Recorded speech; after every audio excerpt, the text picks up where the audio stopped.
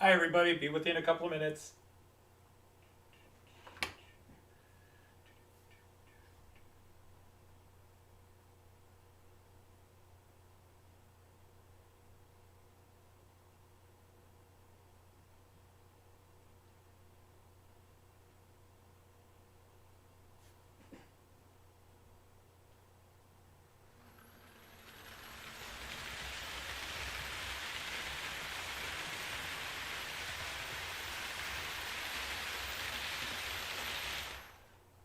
Okay, that's all good.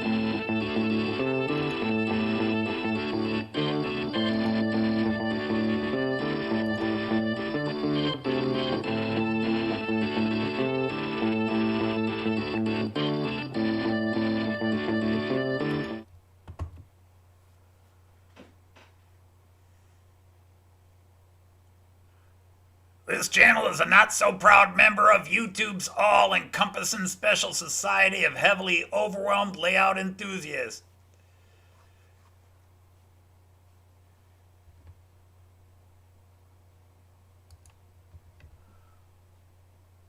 Warning! The content of this stream is not suitable for children under the age of 16. Then why are you having me read this? Ah, shucks. The language, themes, attitude, and personality of the presenter was not suitable for his own children when young, and he was a permissive parent. Golly, I wish. Topics discussed will not center on trains and will focus on anything except politics. It just happens trains are running. Any similarity between characters, situations, trains, and intelligent thoughts is strictly a coincidence. Ain't that the flippin' truth? Any rebroadcast or transmission of this stream without the express written consent of Major League Baseball is strictly prohibited. What the hell is Major League Baseball? And why would they care about a stupid model train stream? Viewer discretion is advised. In fact, I'd advise you to go somewhere else, raise your kids better, and not tune into this shit. Well, now, rules for your layout. It's your layout. Do what you want. That's the way I live. And we some bishops know how to live right. Do not tell someone else what to do unless they ask you what to do. And do not call out, mock, criticize, or insult another channel on your channel. And now, the man we have to call God because he created us.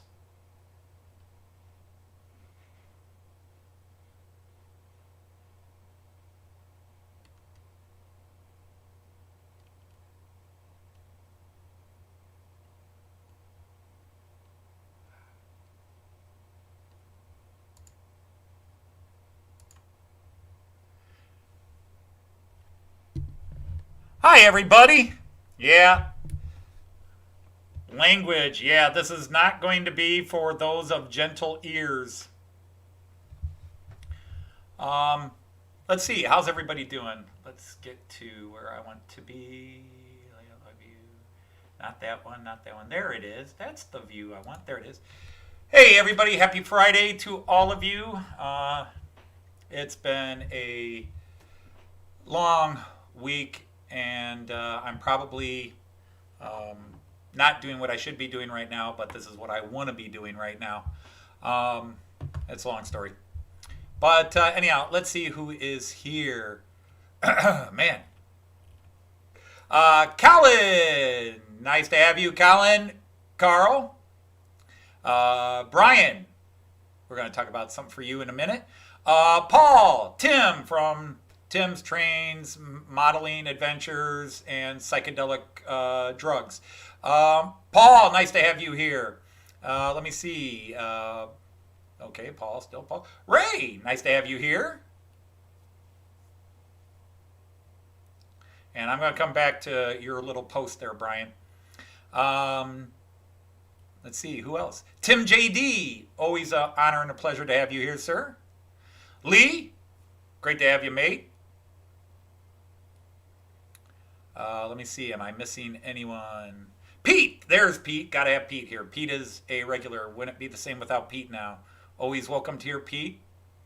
Always welcome here. Let me see. Have I skipped anyone yet?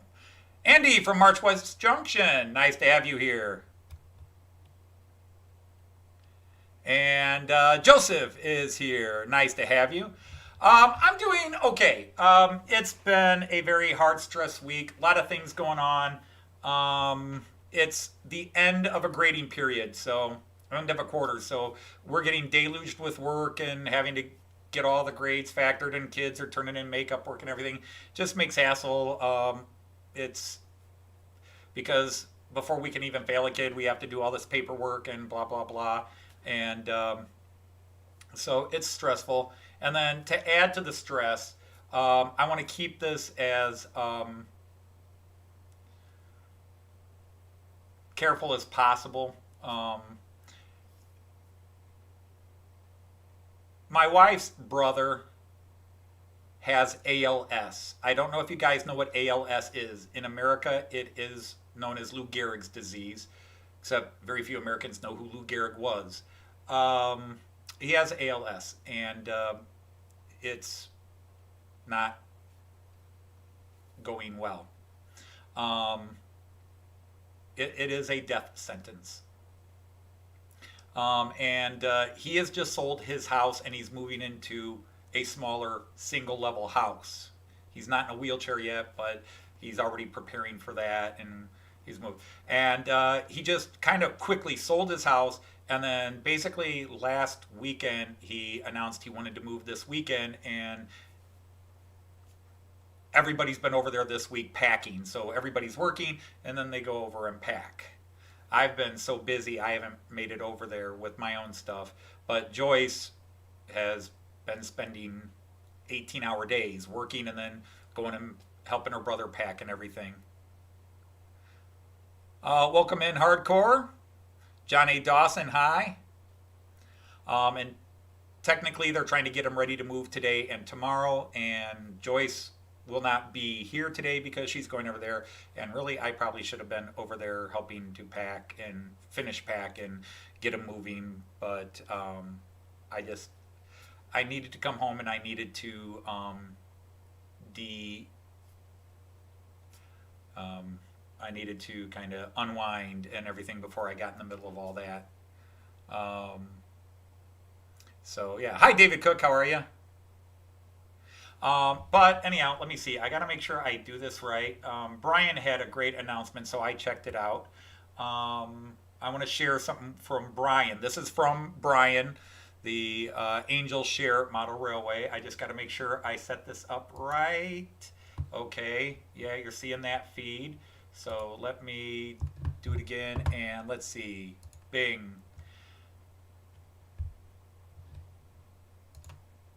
And then I want to, come on. There we go.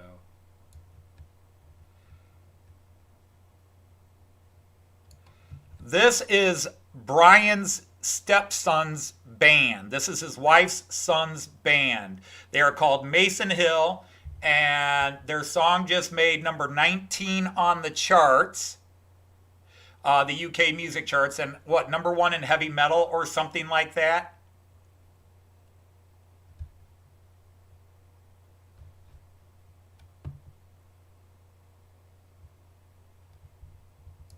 I think they were number 1 in heavy metal. And you could get to the website this way, but I was trying to see if I could pull up.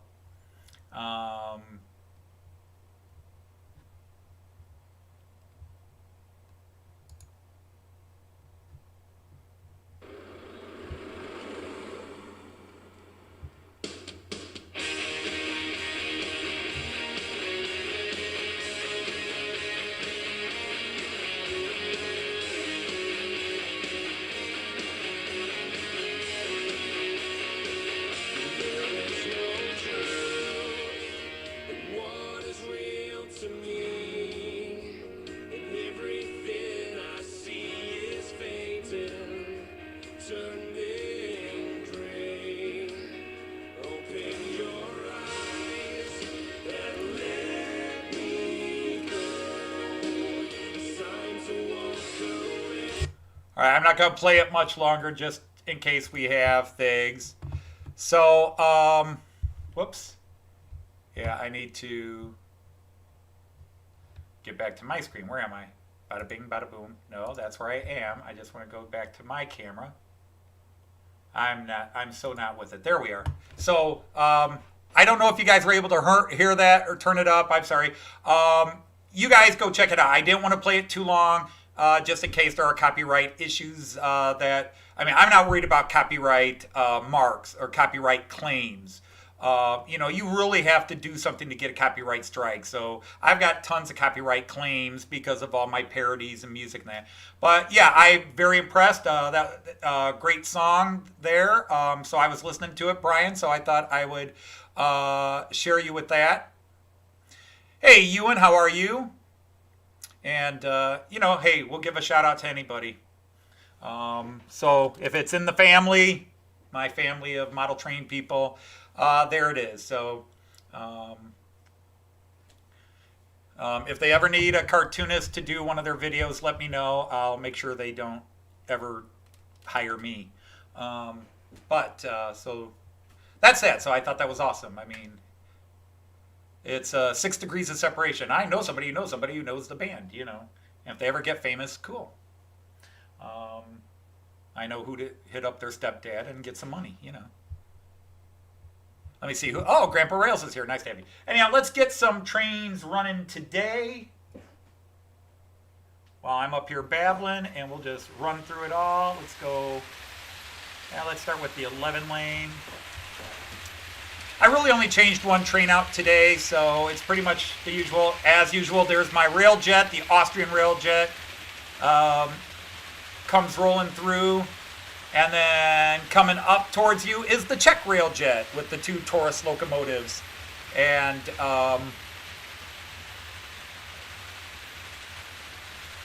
then we'll hit, and there's the metronome. Hi, Andrew. I'm sorry, Andy. So many Andys. Ni hao, konnichiwa. Zdravstvuyte. Dobry dzień. Ahoy. Merhaba. Somebody said, hi, Heath. Is Heath here? Hi, Heath. There he is. I assume Heath should be packing for his trip. I would really, really like to go, but even if this would have been a weekend to go, it wound up not being a weekend to go.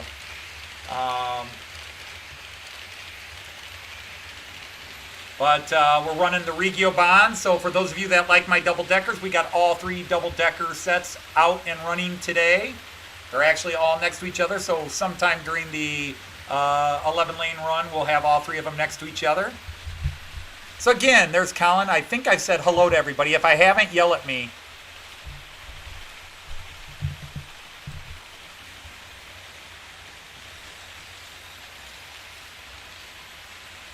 So, yeah, I'm trying to read. Really should do a split screen and have the thing right here so I'm looking right at the... Could do it that way.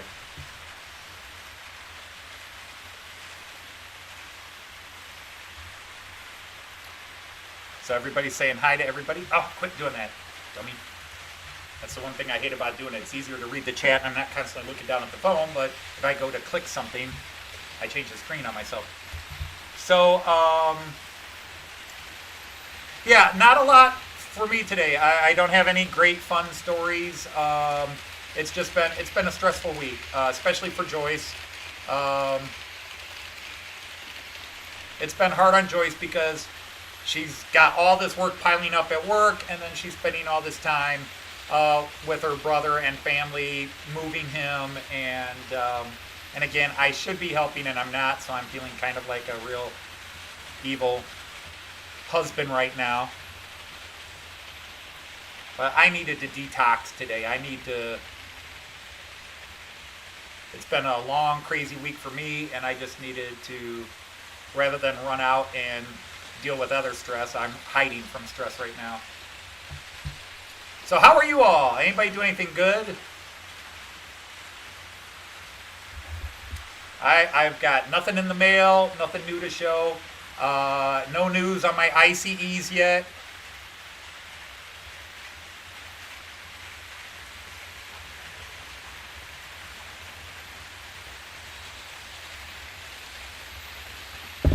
And now let's go to the other view. This one's got more cameras and cool cameras. But yeah, it's just been crazy week, especially for Joyce. And no, Joyce will not be here tonight. The best part of the show is when she comes down to join in. But she won't be here tonight. She is going to be off to her brother's real soon. If not, actually, she's probably already on her way there.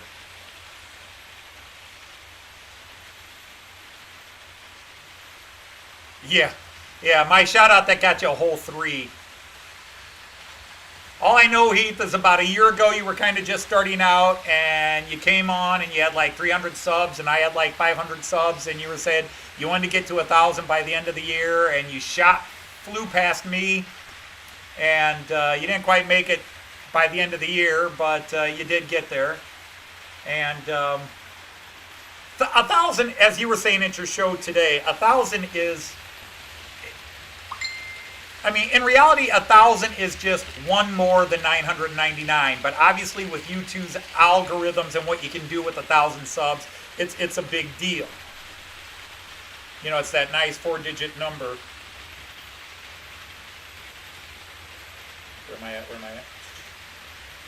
Ding bong, ding bong. Oh, I didn't put that from you.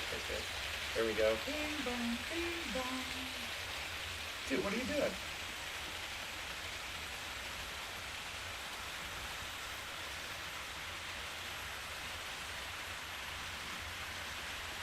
Okay, thanks, Ray. Yeah. Yeah, I remember him. But, you know, the thing is, he got diagnosed a year and a half, 2 years ago. And it's just, they've been going through his house. And, you know, they're finding all the boxes of stuff that was handed down from their mother and their father who passed away over the last few years. So it's just been a lot of family emotional stress, and now all of a sudden he wants to move now, and so they've been painting up his new house and getting it ready for him and packing up his old house, and he's got a lot of stuff. He's lived alone, he never married, and he's got a lot of stuff, and Joyce kind of went in and said, guys, we just need to pack up first the stuff he's going to need now, because they're just looking at all the stuff he has, and he's got a ton of stuff. So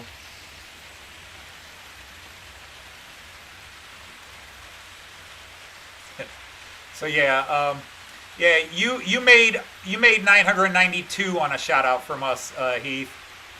We took you from 989 to like 993 or something like that. I don't think we've ever given anybody a real boost. Even when we do give people a shout out, I don't think we've ever given anybody a boost. I think we're really too small. I mean, I know when I say I've got 800 and some subscribers, but I don't think we've ever given anybody a big boost. And what am I at? 816. That's what I'm at.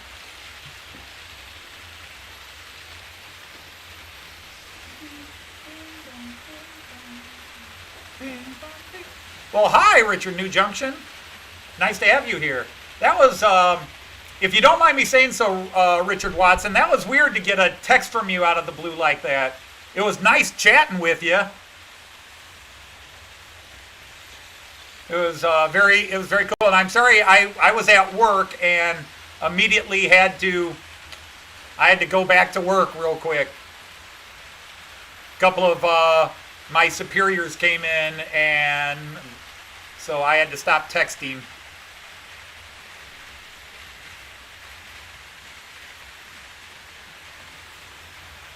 Yes, I have, Joseph, and I don't know how I feel about it. I really don't know. I mean, in some way I like it, but at the same time, there are so many other trains that they've got so many trains that normally they're very good about getting them out, but they have delayed and delayed and delayed, and instead of coming up with another one to rush out, they need to focus on getting the ones they've been promising out.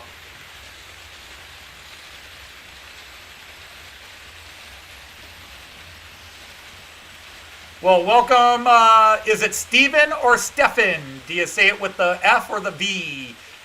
Dullahan, welcome to my bizarre little chat.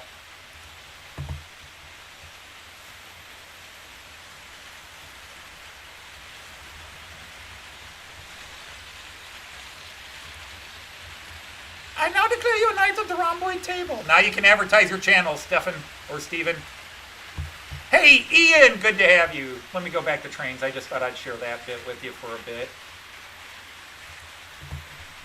Well, even at 1,000 subs, it means you can monetize, but you're not going to make much money at 1,000 subs. Maybe you make a little. I don't know. You'd have to have the 1,000 subs. But you also have to avoid doing all the things that get you demonetized, because YouTube is always looking for a way to demonetize you. YouTube wants to not pay you. They want to have the luxury of throwing all those commercials on and then find an excuse to not give you your percentage of it. Oops, you picked your nose. We're sorry. We're going to have to demonetize that video, and therefore you don't get any for it. But we are going to throw 10 commercials on it. All right, they don't throw 10 commercials on, although I've been on a couple of videos of an hour where they've thrown like 6 or 8. Ooh, tandem. Let's get the station view quick. Bam. There we go. Coming through, coming through, coming through, coming through, coming through. Coming through the station.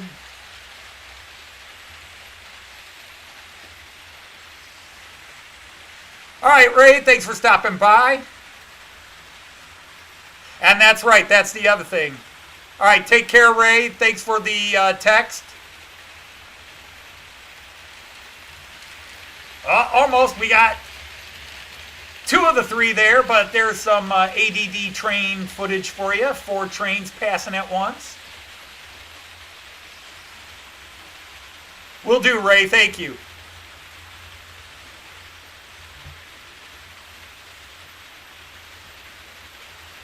Yeah, Joseph, I'm just waiting for one for years, for 2 years now, and they just delayed it again.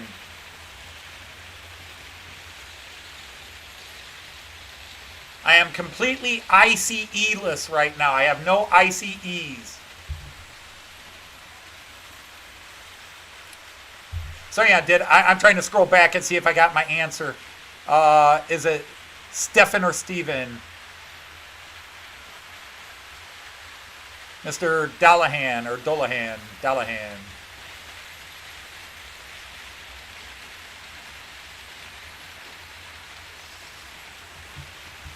Well, again, and yeah, you have to have 4,000 view hours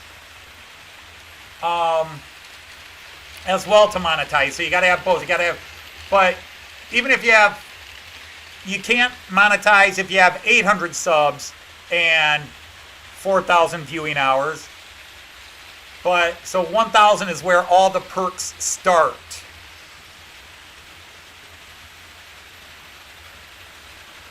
What's neat this week is a program all about commercials. Patience is a virtue, but I'm not a virtuous person. Patience may be a virtue, but I'm not a virtuous person. I'm a 7 deadly sins kind of guy.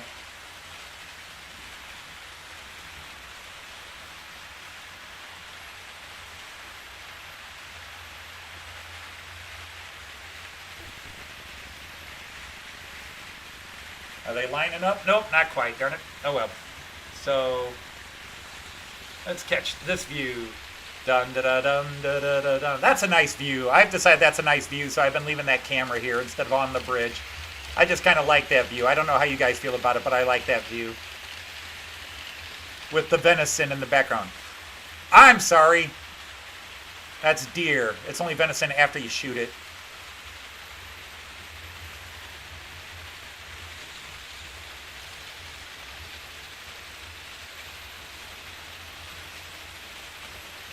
Somebody's coming by in a second. That's why I'm staying here. There we go. Catching it coming through the other way. That's kind of a cool view.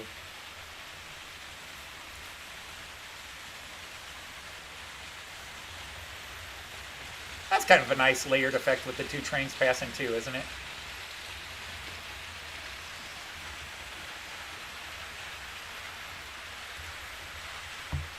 All right, so let's go out. Right.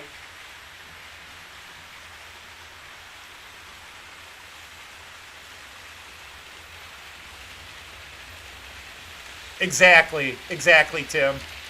You got to have, not only do you have to have a lot of subscribers, you got to have a lot of viewing hours. Because otherwise they give you the low-end commercials. They're still going to throw the commercials on. If you try to monetize, even if you don't qualify for much, they're going to throw commercials on. What? You don't like this long-range view? I'm torn. Sometimes I like the long-range view where you can see it all. And then, yeah, the close-up view is really cool. Trying to change some of the views around a bit more. These two guys really seem to be pacing each other too well. I don't know why that is.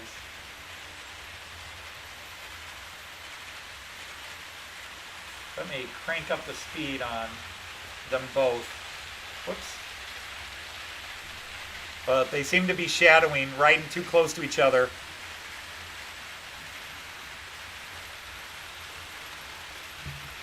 Yeah, I'm trying to focus more on whoops. Except I gotta remember, when you got that many cameras. There we go. 1, 2. Yeah, we got 2 of the double deckers going through, but again, my ADD loves the multi-train shots.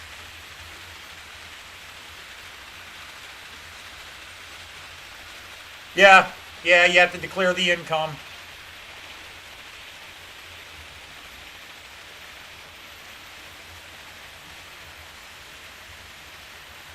Yeah, most people like close-ups. I like to mix. I like to have a little bit of both. That's why I often have these multi-camera scenes. That way, if you want close-up, you got close-up, far-away shots, So you have all the different views all over the place. Welcome, Sarah's Attic of Treasures. We need to knight you. I now declare you a knight of the rhomboid table. There, so now you are one of us. Everybody gets a spanner. Everybody, if you don't know, feel free to drop a link to your channel or any other channel as long as it's not something that would get us in trouble. So if you have a link to your gay Puerto Rican whale site, please don't drop a link to it here. Even if we all like gay Puerto Rican whale, we can't have links to it on this channel.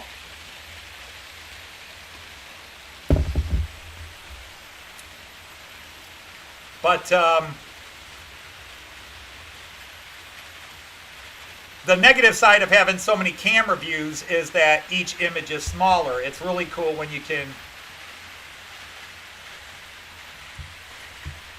get the ground level shots much wider.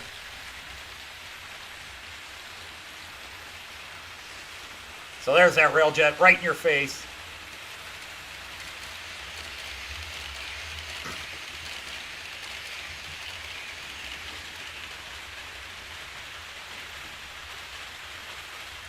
And if you haven't figured out my stress level yet, yeah, I'm not PG-13 today, kids. I might drop a couple of bombs today. I am definitely not in PG-13 mode. Even my sense of humor is definitely well, different countries have different rating systems, but I'm definitely not not for children and small adults today. But for some of you newbies that have never been here before, let's show you a map of the layout and see where all these cameras fit in. This is my train table. It's 23 feet along across the back, which is the top of the screen. It's 23 feet up at the top there. There is a 8 by 11.5 foot table that side to your right. There is a 8 by 12.5 foot table to this side with a 6.5 foot by 30 inches deep middle section here. And then you can see where the cameras are placed. And then what you don't see is there to the... See, this is totally wrong. As you're looking at the map, to the right, there is a small fiddle yard where I keep some trains parked. Most of my high-speed trains are parked there. Unfortunately, my ICEs are all in California right now. Yeah, my train table. I call it a train table. Welcome, Boulder Creek. So anyhow, let's go to better views. The 11-lane view. This is called the 11-lane view because there are 11 lanes you can see, of which at any given time 6 trains are running. If you are here to see realistic, and I will not drop the P word, you're in the wrong place. I just run trains. I have ADD and I like to see lots of trains running. So I now declare you a knight of the rhomboid table.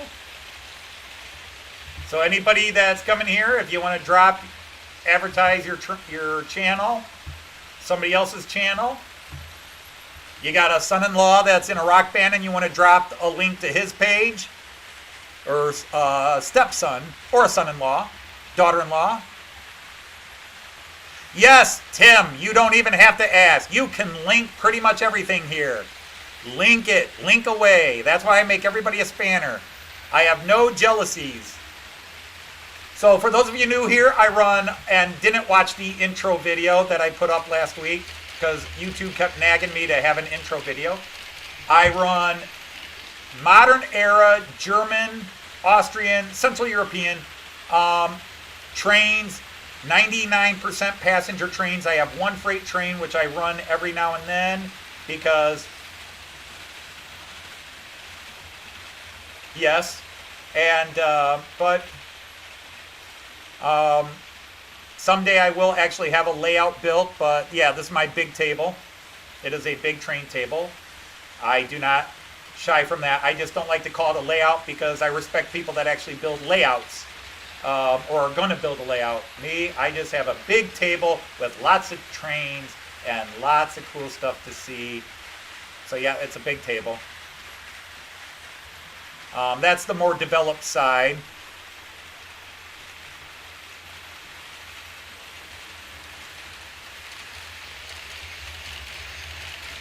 Wait, he said we couldn't have them on here? Ha! Like I said, you can post anything on here for the most part.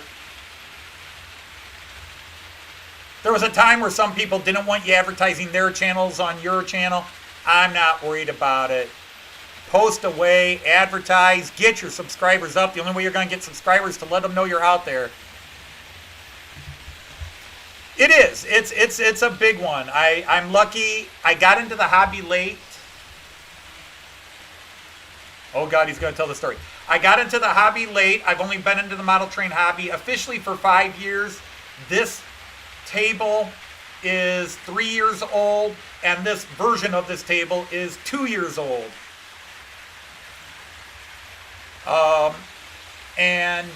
Someday, especially once I retire from work, I will dedicate more time to really making it.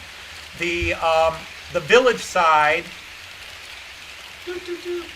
the village side is based on an actual city in Germany called Delmenhorst near Bremen.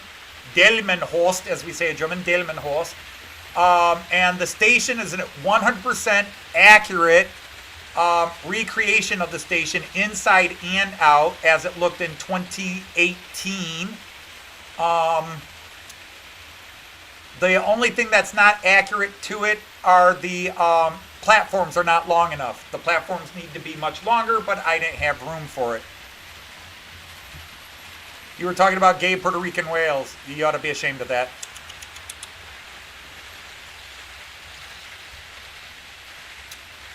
But for those of you who are new and don't know, this little red double-decker coming through, that is called a Regiobahn. That is the German commuter train, the national, the federal commuter train. The white double-decker train is called an IC2, and that's a high-speed train, but not their super high-speed trains. But that is an IC2.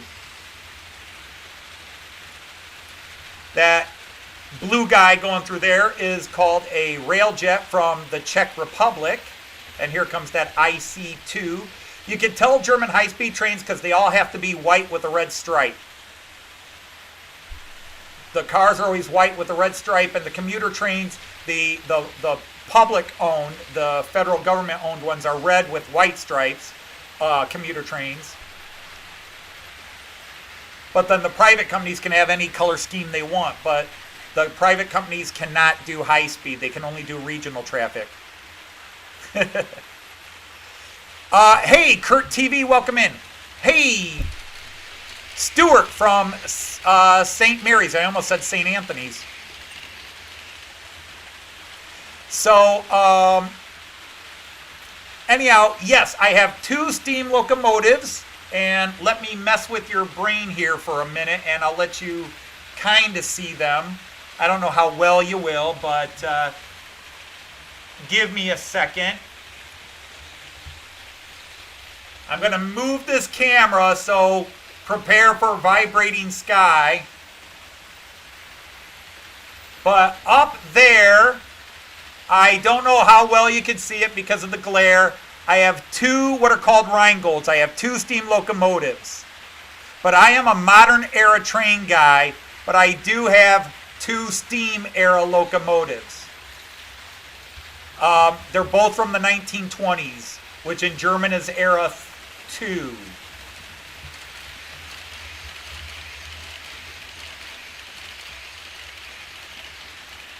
So give me a second so I don't make you any sicker moving that camera back. So that's the best I can do it now. All right, Ewan.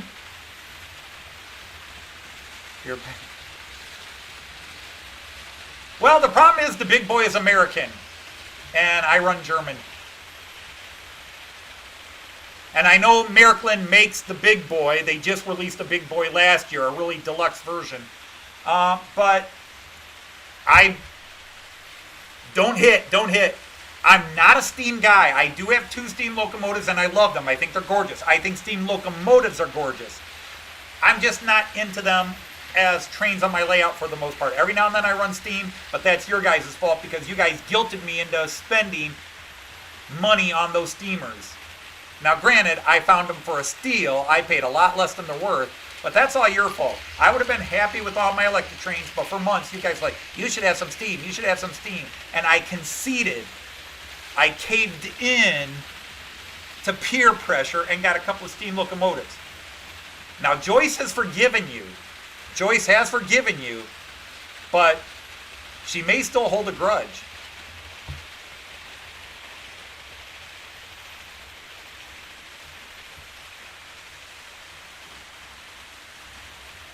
The American Big Boy has the center rail. Yeah, it has the ski in the middle. It's a 3-rail by American.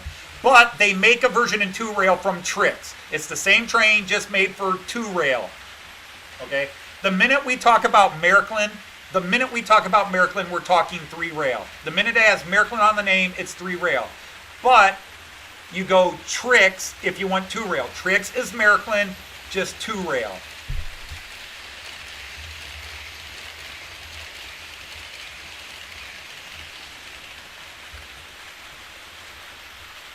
Hit Mary? Did somebody say hit Mary? Why hit Mary? Oh, hi St. Mary. I was wondering why somebody wanted to hit him. Oh, you changed it. You did say it. Hit Mary instead of hi St. Mary. I was like, what? What'd Mary do? So, let's see. Yeah, I'm digging the 4K view. Nobody's there right now. They'll come back around in a second. But let's do village view because we got 3 trains there. Let's do station view because everybody's going through the Delmenhorst station. Even those light posts on my platforms are the exact type of light posts they have on the Delmenhorst station platforms. I was so thrilled when Wiesmann released them. I waited a year and a half for them to come out too.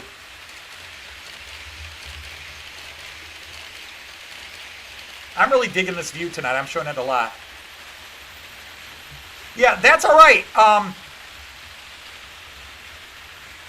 At Boulder Creek, you're ahead of me because you at least knew model trains. When I got my first model train, I didn't know AC and DC. Or, okay, 3-rail and 2-rail. Because when you talk DC, people assume that's analog, but DC is also the powering system. Hey, Kieran, how are you? Glad. I was waiting for you to get here. My dad had a real old model train set, an old Lionel that was 3-rail, probably an O-gauge Lionel that he never let us touch, and it was stored up, and I never saw it but twice. And it did have 3 rails. I know, no looking back, it was 3-rail. He set it up a couple of times when I was a little kid. And then he locked it up and never touched it, and we weren't allowed to touch it. And then I got a train as a kid, wasn't into trains, didn't dig it, didn't play with it much. Little Lionel's, or Tyco. It was a Tyco Santa Fe super cheap thing with a Baby Ruth car and a couple of cattle wagons. And then I went to Germany several times, rode the trains everywhere in Germany, and that's what got me into trains. I was riding the trains in Germany. I loved it. I wanted a couple of those and decided to buy one. And I didn't know American was the best company. I just saw I wanted an ICE-3. There was a American ICE-3 for sale. I looked it up. People said American's great, and it was at a great price for what it was worth. So I bought it, and I was hooked. I put that up, and all of a sudden, now I've got 20 trains. So that's how I got hooked. Yeah, I would gladly do that for you. Let's start at the station then. So follow this guy around. This is my IC. So he's coming through the station. Now he's on village view. So he'll come around here. And then just as he leaves this camera, he's on this camera. And then just about the time he leaves this camera, he's on this camera. And then he will go completely out of view. And eventually he'll show up in the bottom. I'm pointing to the bottom on my screen, but he'll show up on the bottom here and come around. So there he is again. And I could go back to the view, but this guy's going to block the view. But you would see him going back up. There he is. Whoops, whoops, whoops. And darn it. And then the last view, there he is coming around the corner here.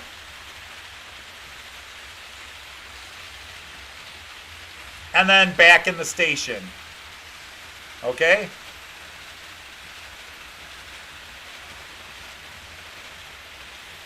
All right, well, it's about that time.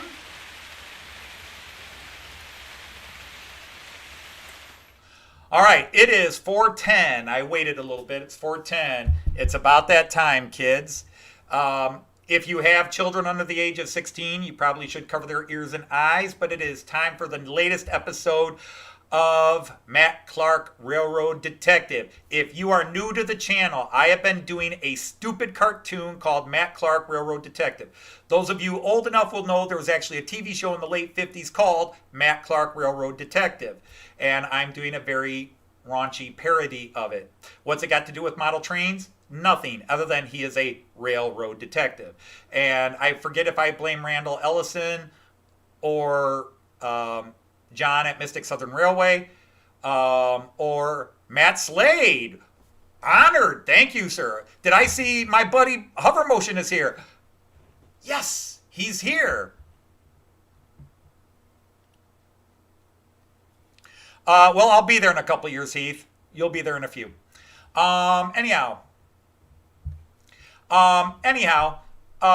this is episode 9. Today is episode 9. There have been 8 previous episodes. And this is just a twisted parody because I have a twisted sense of humor. And some people come here and enjoy it. Other people leave. So I'm warning you, we're about to play the episode as if this is when you like to duck out. But my buddy Hover Motion is here. I call him my buddy. We've never met. We've just talked a few times online, and he's got an awesome channel. And Matt Slade, that's awesome. Thank you for coming to my channel, sir. I am honored. You have such a great channel, and everything about my channel is the opposite of yours, or Hover Motions, or Richard, or anybody else here. So anyhow, and Kurt TV. So let me... We're adding more knights at one time. I now declare you knights of the rhomboid table. Okay. So anyhow, in the last episode, if you remember, episode 8, we got a little more in-depth into Bobby the Kid's evil plot, and that there's a problem because Bobby needs to hear from his spies, Walter and Daisy. Buckle up, Buttercups, because Daisy's not in this episode. Sorry. There's no Daisy in this episode. So all of you that tuned in just for Daisy, she's not in this episode today. Sorry. So anyhow, so we're now flipping back to Bobby the Kid. So let's just get into it. Here is episode 9 of Matt Clarke Railroad Detective. If you want to know what's going on, you really need to go back and watch episodes 1 through 8. But the jokes in here... Well, there's a couple. My favorite joke of all is in this episode, and you really need to see the episode that set up this joke. But anyhow, enough of the blather, enough of the palaver. Let us go and start it. Where is it? New skit. Bam. Paul's leaving.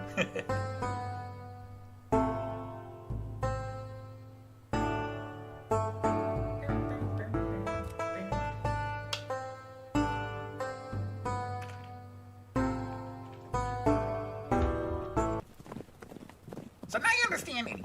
You will shoot the box of dynamite with your keen sight just as the Black Mamba passes it. That will blow up the loco and the coal car, which in turn will set off the dynamite in the passenger cars. Bill and I will be safely pulling out of Nellie's Pass with the baggage car. You'll meet up with us there after you blow the train. I just wish I could look that sheriff in the eyes and put a bullet between them. Now I know that, Annie. No one's a better shot than you. Oh, Bobby, why'd you have to go bring up my ball? No, I mean you're the best shot there in the West. Now would you please stop your crying? And speaking of crying, have you stopped yours yet, you cow patty? But I didn't want to shave my beard off, Bobby. I like my beard. I told you, you bison biscuit. You needed to be posters of you too, you know. We can't take the risk of you being recognized on the train. Now get over it. Is that the miners' camp up there ahead? Oh, yeah, Bobby. The telegraph office is right up ahead there. I still want to head up the road to see my brother. It's just up the road from here. Well, I'm not sure we'll have time, Eddie. I mean, you'll need to get back up Millie's Pass by the morning, won't you? Bill's right, Annie. It'll have to wait.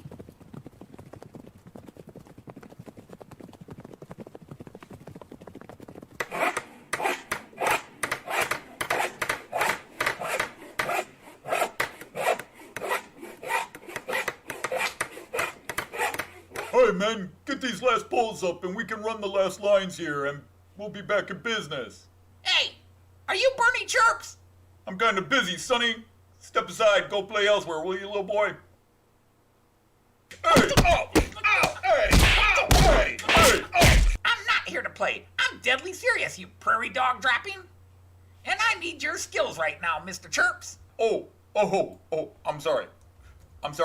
You're Bob. Say one more word, and I'll put more lead in you than in a Roman water system.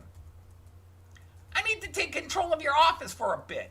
I have some messages coming in and going out. Well, sir, I can't help you at the moment. Our lines are down. No messages have come in or gone out for the last 30 hours. Why are they all down? What happened? Oh, those damn fools Sam and Sal up at the Miners Emporium blew up their whole shop and knocked out the lines yesterday. We've been working for almost 2 full days trying to repair them all. What? The Emporium blew up? No! My brother Sam! What about my brother Sam? Where is he? Can you tell me where he is? Well, based on the size of the explosion, I'd say he's in Kansas by now. Oh no, Sam! You were always so careful. How could this happen? When did this happen? Well, it was yesterday morning, right after they opened. Fortunately, as far as we know, no customers were inside. Bill, you were there. Did you see anything? Did Sam look distressed? Was anyone else around? No, Annie. Everything was fine. Sam was good, real good, and Sal was doing well too, real good. I definitely didn't see anybody throwing bottles of nitroglycerin around. Oh, okay. Wait, what? All right, quiet, you two. Annie, I'm sorry for your brother, but I need to know if you can focus on the job. Can you? Can I trust you? All right, Bobby. I could grieve later. All the more reason to get that sheriff. Sam would want me to do it for him, too. A lot of bills are coming due, and I guess we'll wait for them to get this pull up. Bill, go help them. All right, Bobby. I mean, Mr. Kid, we have the lines up. Now, we don't want to overload them until we can test them. So we can't send any big telegrams. Fortunately, I've come up with a new system where you can send 144 characters at a time. I call these messages chirps. I designed them. All right, I got a message here I'm going to want you to send. Let me see. Ixne, obite, argite, upsiste, omarote. What the hell does this mean? I don't understand this. Good. I don't want you to know. However, the person I'm sending it to will know. So just send it, Buttercup. Okay, one moment. Hey, wait. I'm getting a message right now.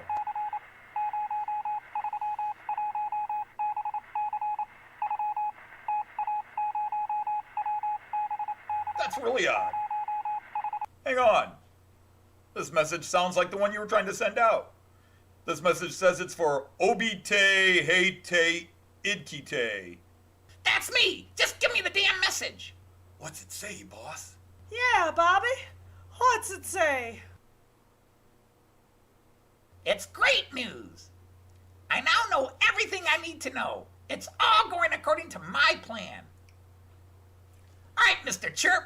You can send this message back and add this little bit to it. Yes, sir. Anything you say, Mr. Kid.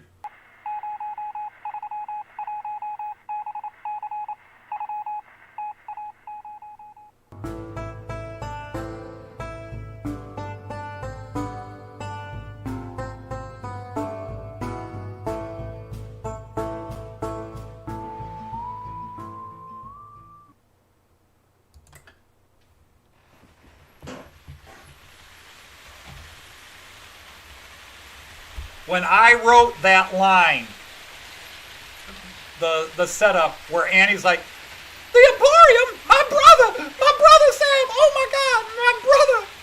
Where is he? Where is Sam? Tell me, where is Sam? based on the size of the explosion, he's probably in Kansas by now. I read that after I wrote that part of the scene, and I always sound off, after I write a scene, I sound it off at Joyce. That was the milk through the nose laugh. Joyce didn't even like me blowing up the Emporium and blowing up Sam and Sal. But when I read her that joke, I don't know, she didn't see it coming or whatever. But Joyce, we had milk through the nose laughing on that one from Joyce. Hey, Randall, how are you?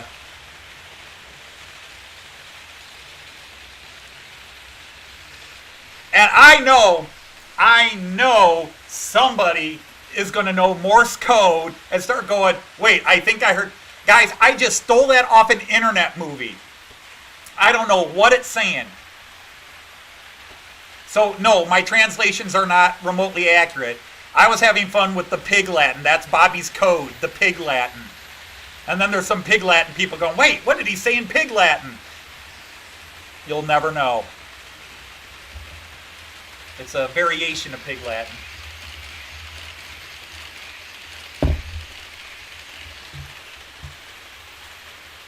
Hey, Joel.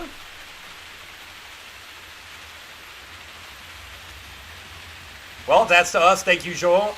The thing is, this is not new. We knew he had been diagnosed. He had been diagnosed a year and a half ago. It's just the moving. He has now moved. He just cannot stay in his house. He is falling down, things like that. And hopefully you get to stay home from work. I mean, time and overtime are nice, but home time's good too.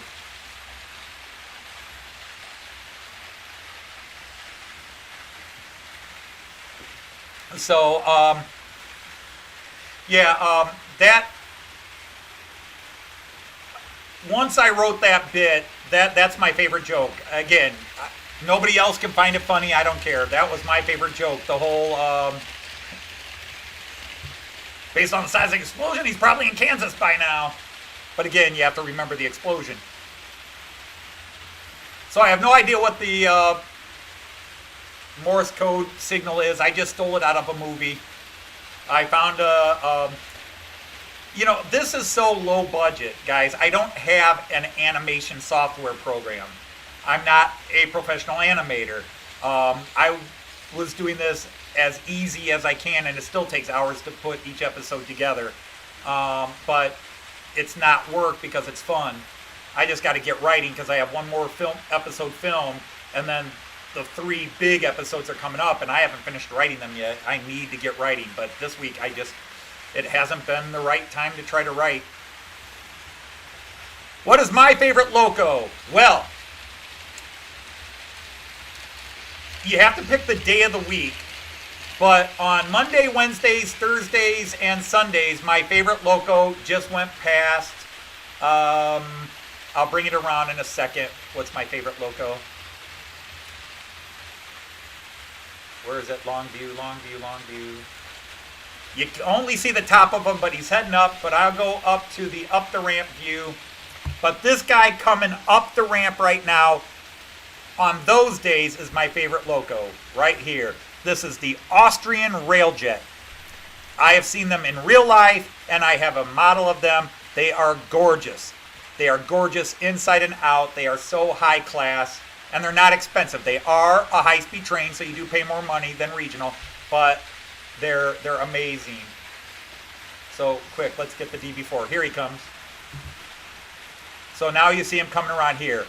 That's my one favorite. When he's not my favorite, my other favorite is called the ICE-3, the Intercity Express 3, but that's not here right now because I did a boo-boo and messed it up, and it is in California being repaired. Yeah, everybody is hooked on Daisy. All right, just for you people that missed your Daisy fix, that you turned in to stare at the picture of Daisy, you little horn dogs. Here, there's Daisy. Ogle her for a few minutes and then Daisy's going away. The Morse code is broadsword calling Danny Boy. Oh, what a great movie. Broadsword calling Danny Boy. Broadsword calling Danny Boy. Harris dead. McNair dead. Planning on making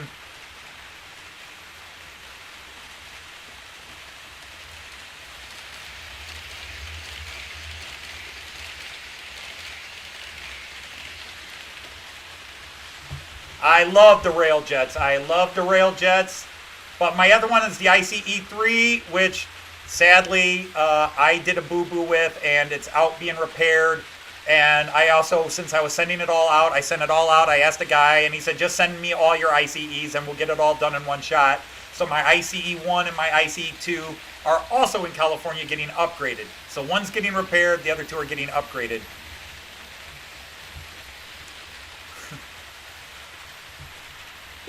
Well, that part I can't supply you with, Andy.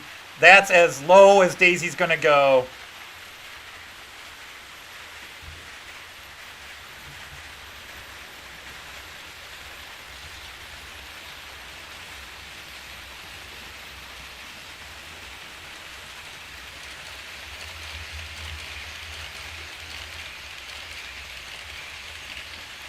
But here again, we'll follow the IC2, which is, and what I love about this model, the IC2,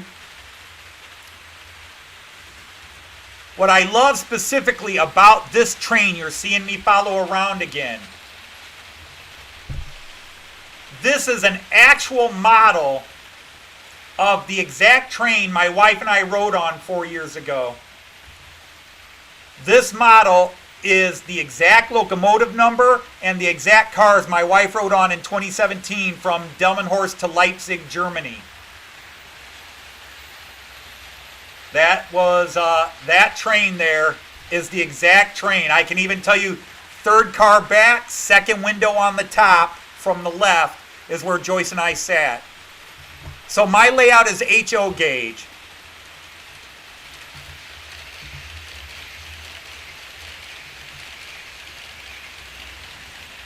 So yeah, I'm HO, I'm in the United States. I'm into German trains because it was in Germany that I got into trains. I used to run an exchange program where my high school here in Toledo went to the city of Delmenhorst, Germany for 3 weeks in the summer. And while in Germany, we traveled to other places to see historical places and things. And we did that for 2003. So we did 14 trips. And then after the exchange program ended, because my school changed and we just couldn't get enough kids to go, money-wise and other things, Joyce and I started to go on our own. So Joyce and I never traveled on our own until our kids grew up, and we started going to Germany on our own.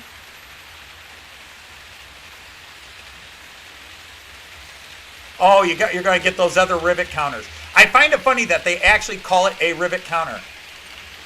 Well, hi, Nancy and Herb from sunny Alberta. Hello from sunny Toledo, Ohio.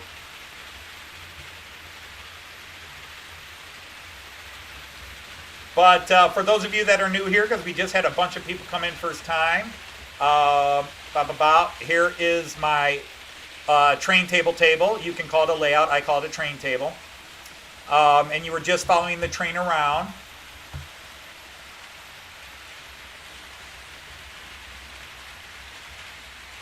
But that up the ramp and the Delmenhorst station is on the left-hand side, going through the station. And then the village of Delmenhorst build.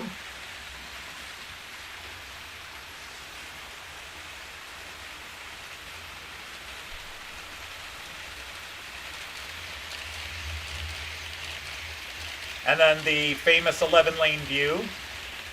Oh, almost got everybody here. Not quite, though. But we got, well, almost had 5 of 6 there. Well, we had all the double-deckers there at one time. The Metronome, which runs regional traffic in and out of Hamburg and the local area. That's the yellow train, the Metronome, which is a cool train, but the people who run it are jerks. They're very uptight, but it keeps their trains clean, I guess. Get your feet off the chair! And then the blue guy there coming around, that is a Czech railjet, which is about 3 cars short of a proper consist. So yeah, I don't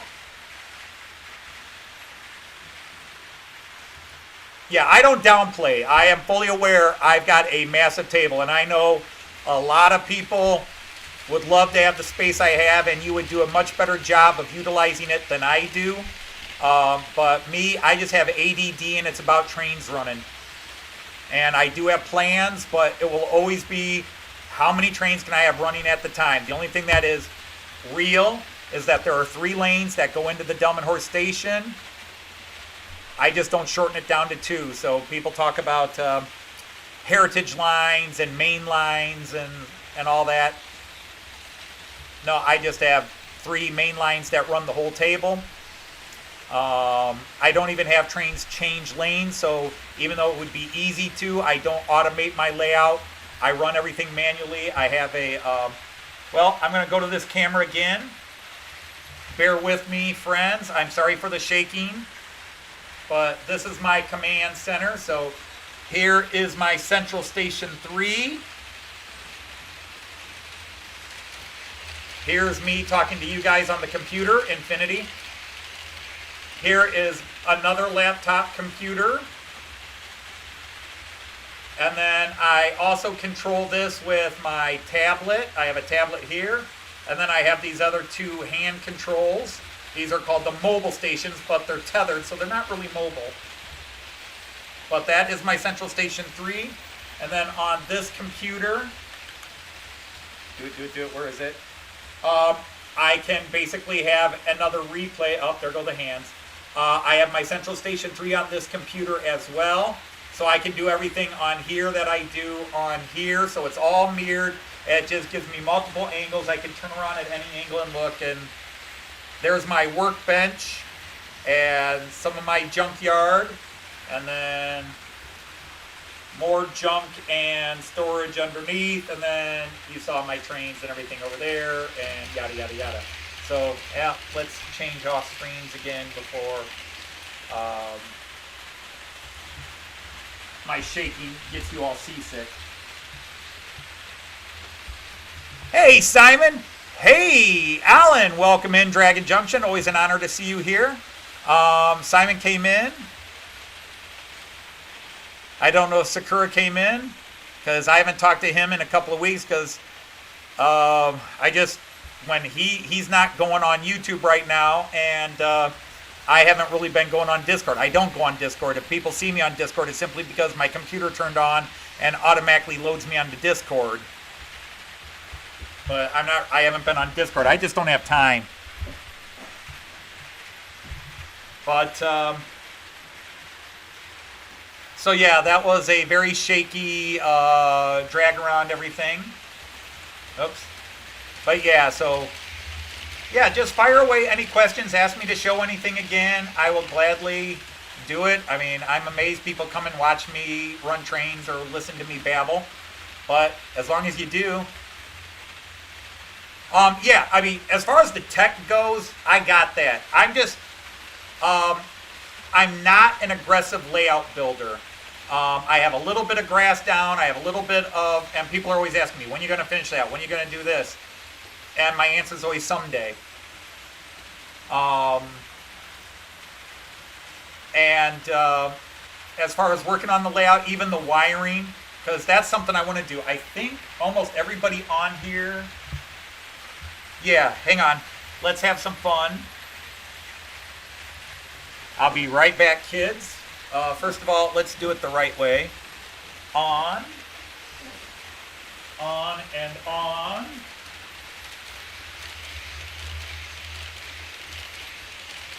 On and... Where is it? Ah.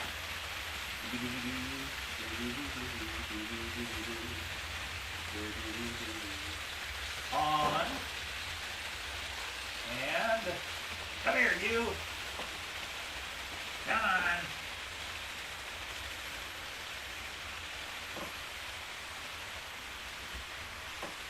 Okay, everybody's on.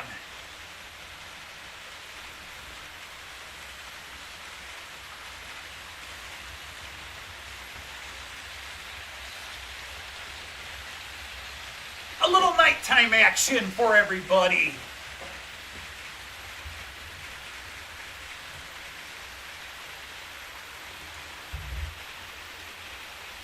So there we go, a little nighttime. Your chicken on your layouts need feeding. And yeah, you can see I got a couple of spots, and that's really the car there that flickers. That's more the cars. It's got a bad connector in one section, which causes everything to blink. Let's do, where's Longview?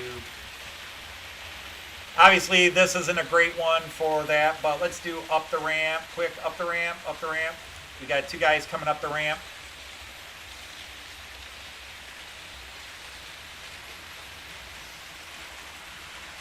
Yes, Randall, I run 3-rail Americlan.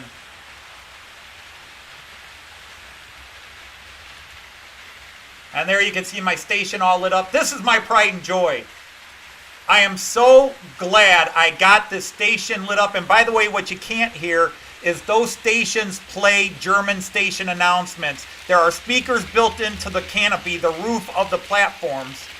I built speakers into them, so actually if I were to stop a train and turn on the microphone, you would hear the station announcements in German.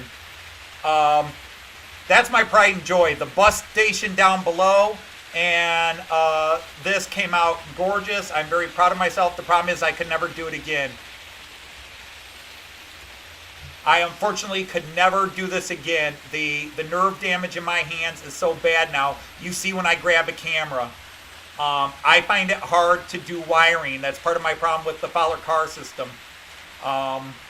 Is I have to redo the wiring, and I get under there and my hands just start shaking. Hey, David Cook, if I didn't say hi. That would be a while ago because I know you've been here. I don't like not saying hello to people. But some of these cameras don't focus as well in the dark as others do.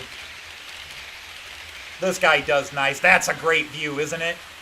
That's a cool view. I'm sorry, I'm going to act like a 10-year-old kid. Isn't that cool? That's a great view. I love that right there. All right, Tim, have a good night. Sleep well.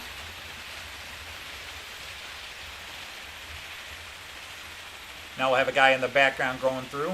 Yeah, the nice thing about the dark is you don't see all the ugly, non-developed parts of my layout. You just see shadows of buildings and track. But no, I'm very, what's the UK word? Chuffed? I'm very chuffed with my bus station, the Seelbay, as it's called in German, the Seelbay, and the station itself. I would love to give you guys a close-up in there and see all the cool stuff I set up in there. And also from the village view,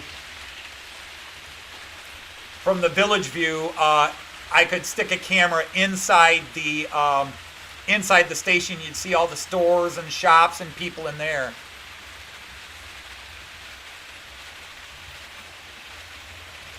Oops, let's go here, because this is cool. Uh-oh, 11 lane, we had a lot of guys passing there.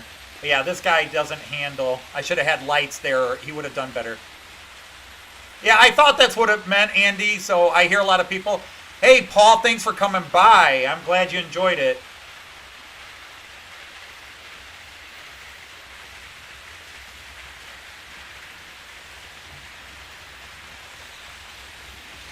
But there's all the double-deckers going past each other, but the flickering, I'm sure, annoys everybody. If I had the lights on and then did this, but you can see, sometimes this camera focuses better, but right now it's not. I've been trying to adjust it in the darkness, but it's not liking it. Hey, Jerry, excuse me, how are you, sir? I hiccuped.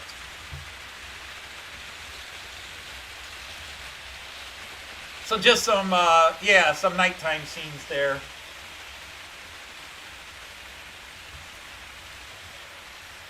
But see, depending on the size of the screen you're looking at, I'm looking at this on a 23-inch monitor right now. So I'm looking at this going, man, that station looks so good in this camera angle. And you guys might be looking at a phone going, I can barely see it. Yes.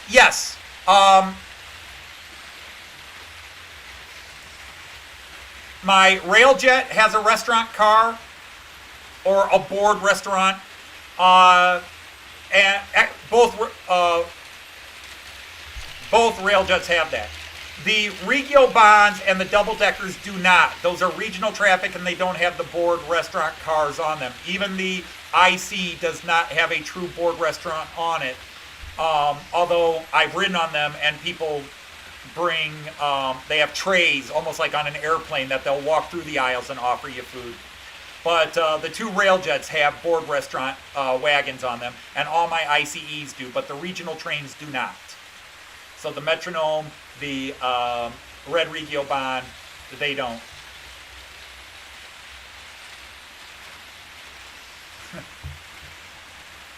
You can have a latte. I don't drink latte. I don't drink coffee, and I very rarely drink tea. I drink water, chocolate milk, pop, and juices.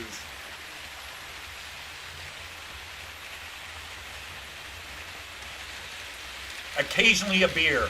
Very rarely. In fact, I haven't had a beer in months. I need to sort that.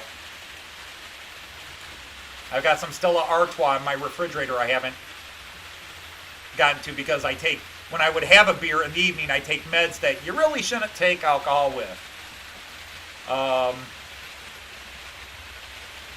Where are you?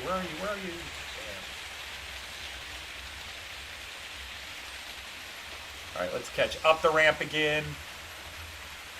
Boy, those two are just constantly running near each other. Or I'm just catching it when they are. Station view going through. Village view.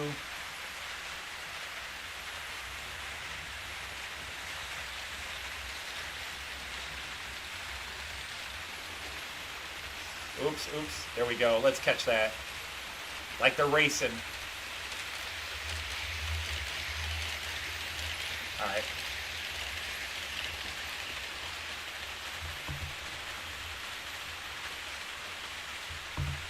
Thank you. Again, I'm going to turn the lights back on. I apologize if you were enjoying that.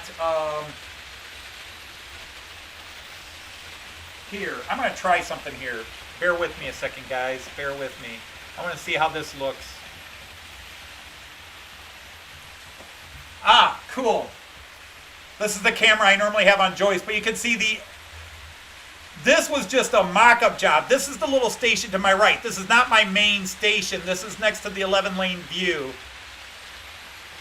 But I was just messing around. I had some spare fairy lights, and I just ran them across this little platform here and ran the wires underneath the table to a battery pack.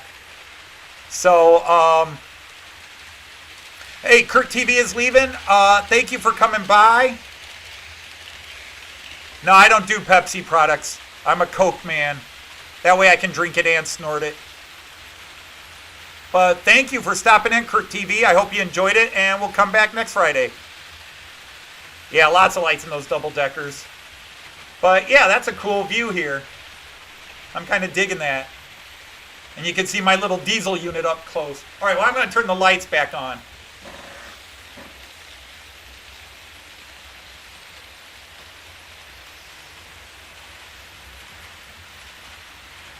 Oh.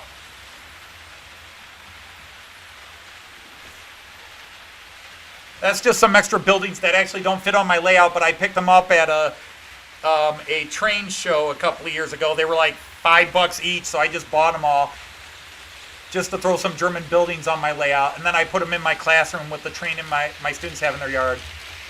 So yeah, I'm kind of, that's a cool view here. I mean, it's pretty much, that's the 11-lane view camera right there.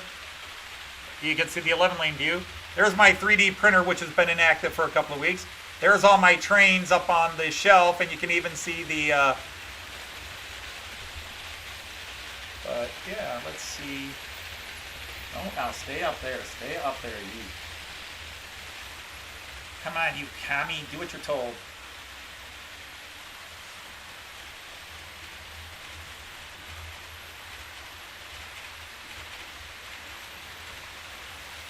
Yeah, come on. Level it out, level it out. Meh. It'll have to do. But there. That's kind of cool. You just see that. That's just a stupid little stop way station I did. So, yeah, there was something I was going to say and then I got distracted. The ADD is really in high mode today. Well, hi, Rick. I didn't see you come in, Rick R. My apologies that I didn't greet you sooner. Man, what did we get up to today? Felt like we had a good crowd today. Yeah, 23 watching now. But yeah, Joyce will not be joining us today because she is already over at her brother's house helping him move, where I should be, but didn't go. I'm a bad person. Yeah, let's put this one on, and I'll pop over there. And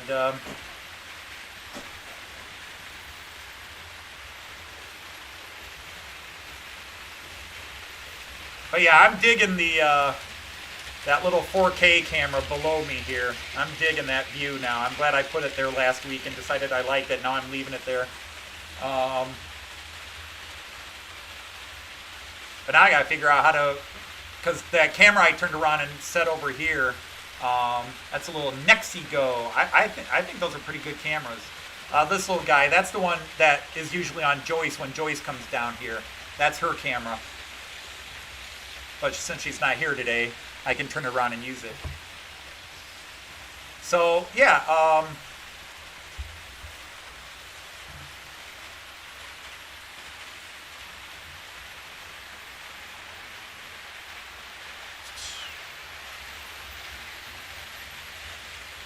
that's the one thing I didn't show you with the lights on, but I've shown it to people before. The other pride and joy. Can I do this? I'd have to turn the lights back out, but I still want to show this. So yeah, I'll do this. Let's turn the lights out first, and then I'm going to blind you.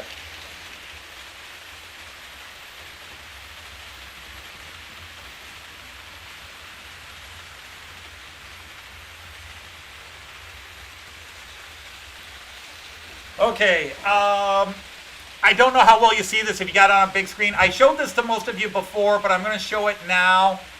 Bear with me. I apologize for the shakiness and everything. But when I turn this camera on, I don't know how well you can see, but if you look down this street right into the bus station, there are two lit up signs.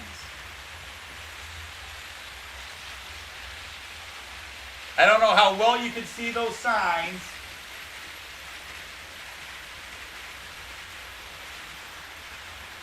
But there's two little signs at the bus station. And those signs are the actual, they run the actual bus and train schedule for the city of Delmenhorst. It was set up for me by a gentleman and he sent me the parts. And then I just had to connect it to my computer to set the Wi-Fi up. But they are actually integrated, so they actually run live time of the trains at Delmenhorst Station, the buses and the trains. I mean, even from this angle, you can kind of see the signs on the bus station, but they actually run live time of the bus and train departures. Let's see, did I put this back in a good place? Yeah, basically, I think that's good. All right, I'm going to turn the lights back on, so bear with me. Let's go that way.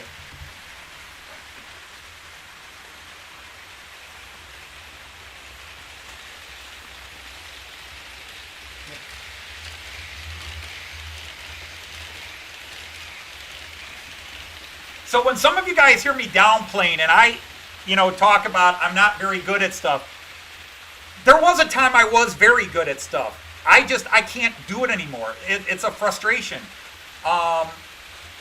And I certainly couldn't do it live. You see when I move a camera, the nerves in my hands are shot. going back to work here where I'm in my classroom teaching. Writing on the board has become an adventure. Hey, Peter, how are you? Ahoy. Can't see too good from here, but you're 4,000 miles away. That's true. But yeah, I'm very pleased with what I was able to do when I was able to do most of that. But I cannot build that bus station or wire those signs up now or the train station. I couldn't do that now. There's so much small work in there and I can't do it. The hands just, and I'm not looking for a pity party. There's a reason why I'm very slow doing anything, because I really have to be able to think I can focus on it and do it. And if the phone's ringing or I've had a rough day at work, the nerves are gone and I just shake. Am I sending my Western actors to Germany when filming ends for the season? When filming ends, they're all being burned. No, I have this whole story plotted. I haven't written everything yet, but I have it plotted. And right now it looks like it's going to be 15, probably 16 episodes. I'm probably just going to break an episode in two and make it 16 episodes to get to the finale. And then I don't know what I'm going to do. I've enjoyed writing this. I've had people already suggesting I should do a sequel, but I may do something else. I want to go back to doing some of the songs again, even though a lot of people are glad I'm not singing. I would love to go back to the songs. But if the storyline comes up, then I'll do another sequel, or I may do something completely different. If I could get the pictures and not get sued, I might do a very horrid take on Thomas the Tank Engine. But I think that would offend all my UK people. You can make fun of anything, but don't you dare touch Thomas the Tank. I make fun of anything.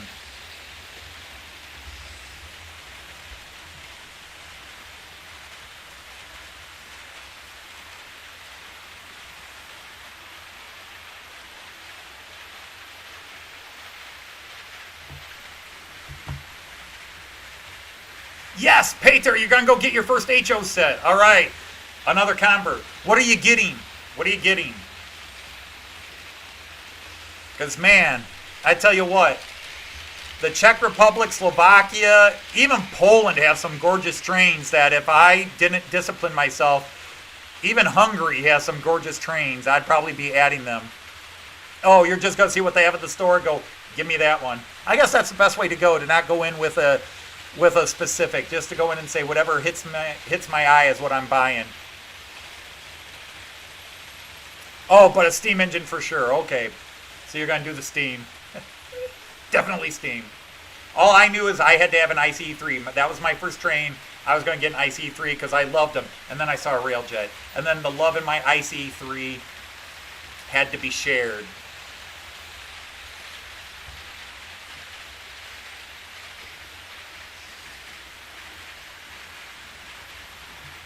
Okay, so yeah, it is. Yeah, it's 3 hours behind. So yeah, although this weekend, I believe it's this weekend, we jump ahead. We have our spring forward clock setting here. So on Saturday night, Sunday morning, we're springing ahead. I don't know. I think the whole country does, but right now we're like 5 hours behind the UK, but I think we'll suddenly be 4 hours behind until the UK springs ahead.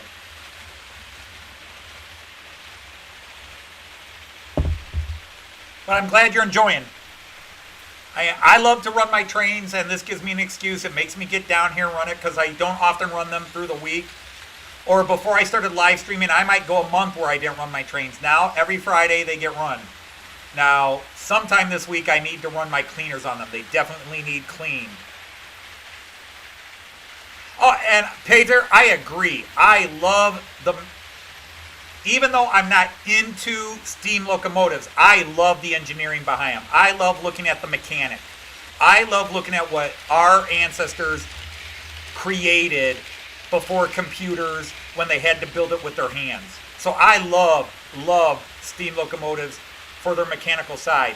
But as far as what I want to see running on my layouts, I just love the modern stuff. I'm a modern guy. I want the modern TV. I like the modern computers. I like the modern stuff. I just 20 25, 30 years ago, I was building my own computers. Now I don't even know what the hell's in a computer. It may be the same basic stuff. I see you guys working with the Arduinos and programming everything. That's why I got, well, that's the nice thing about Miracle C-Track. It's for dummies.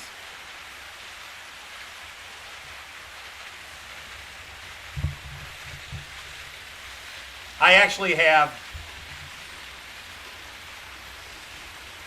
let's see, where is it? Mexico view, there we go. I actually have a new turnout, a new decoder, and a new motor, point motor, for this turnout. And I literally could put this together right now in front of you in less than 10 minutes, and then I'd have to put it on my layout, and I would have a digital turnout all set up, where you guys are dropping wires, connecting to buses, and trying to make sure the bus is set up correctly. I can do all that in 10 minutes. And 5 of that 10 minutes would be walking it over and taking the old turnout out, putting the new turnout in. Hey, Ink Rails, how are you? So, am I going to do that? No, because this is actually going to go in on the point that killed my ICE-3.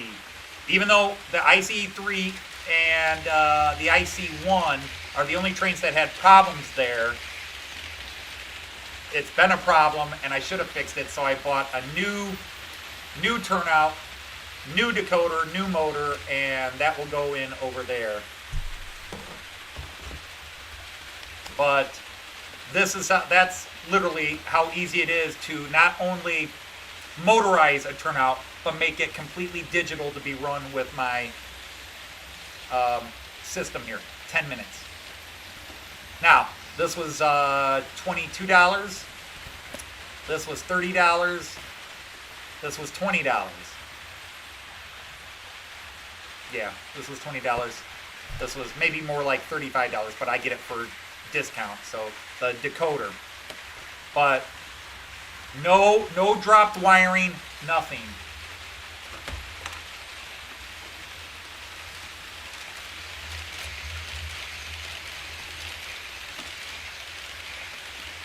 I did a video on this before.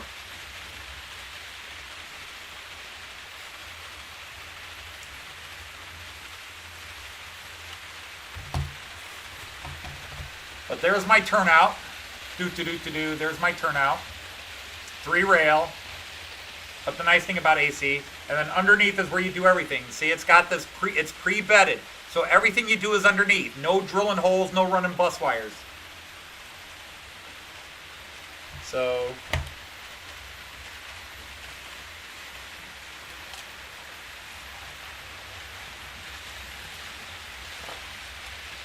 the motor.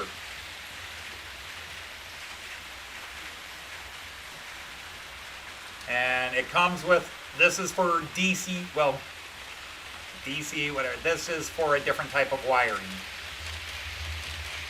You don't use that if you're going to go digital. This is if you're going to wire it into a bus system.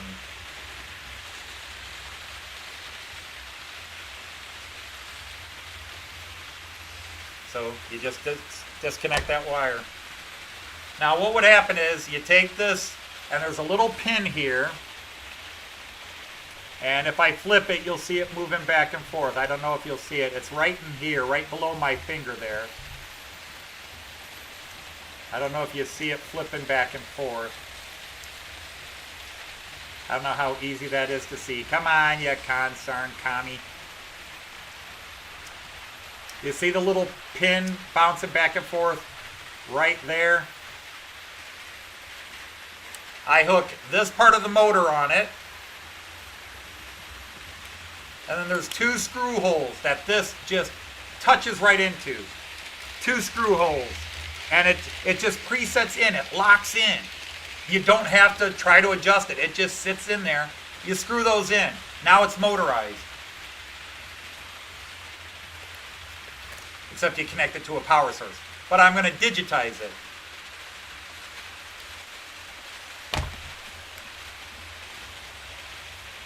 my decoder.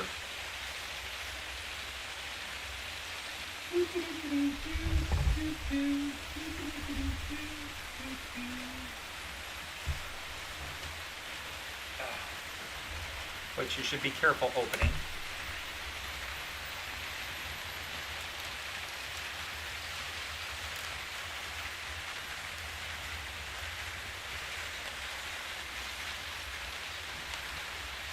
So, this decoder, voila. Now on the back, right here, you set the address. It's a binary system. On, off, you set the address. And you get a book with it that tells you where to set the address.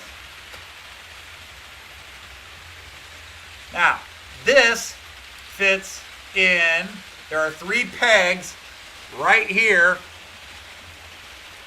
This fits in on those pegs.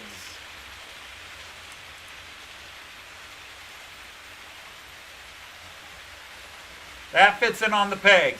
You connect this wire right here, whoops, that yellow, green, and blue wire. You connect that to the motor. Here's your power supply.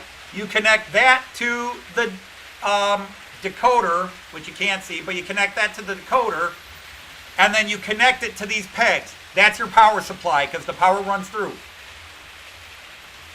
Okay? Motor, decoder, plug it in, run the spade clips up onto these preset spade clip holders, kind of like fish plates, and it's already motorized digital, and as soon as you plug it in and turn your central station on, the central station reads it and says, oh, you've got a turnout. And it's ready to go. All right, it took me 5 minutes maybe to show that. Now, I didn't put it together, but I was talking during it. That's how easy it is to digitally motorize a American layout. Nothing drilled, no bus wiring. It's all done underneath and plugs in to this. That's how freaking easy it is. That's why I call it Track for Dummies. And everything's digital. You control it all from your central station or your phone, just like you guys that are into the Z21. Because again, the Z21 is an awesome machine. The central station does a bit more than the Z21, but it costs a lot more. Okay, so the decoder is a $35 decoder. Okay, so that's $35. So what is that, 27 pounds? So it's not cheap, 27 pounds. The motor is 18 American dollars. So what is that, about 14 pounds? And then the switch is about 20 pounds.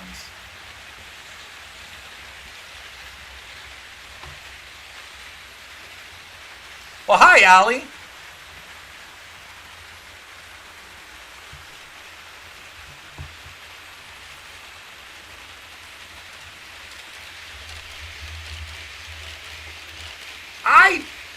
The Roku line has that combined motor decoder in one.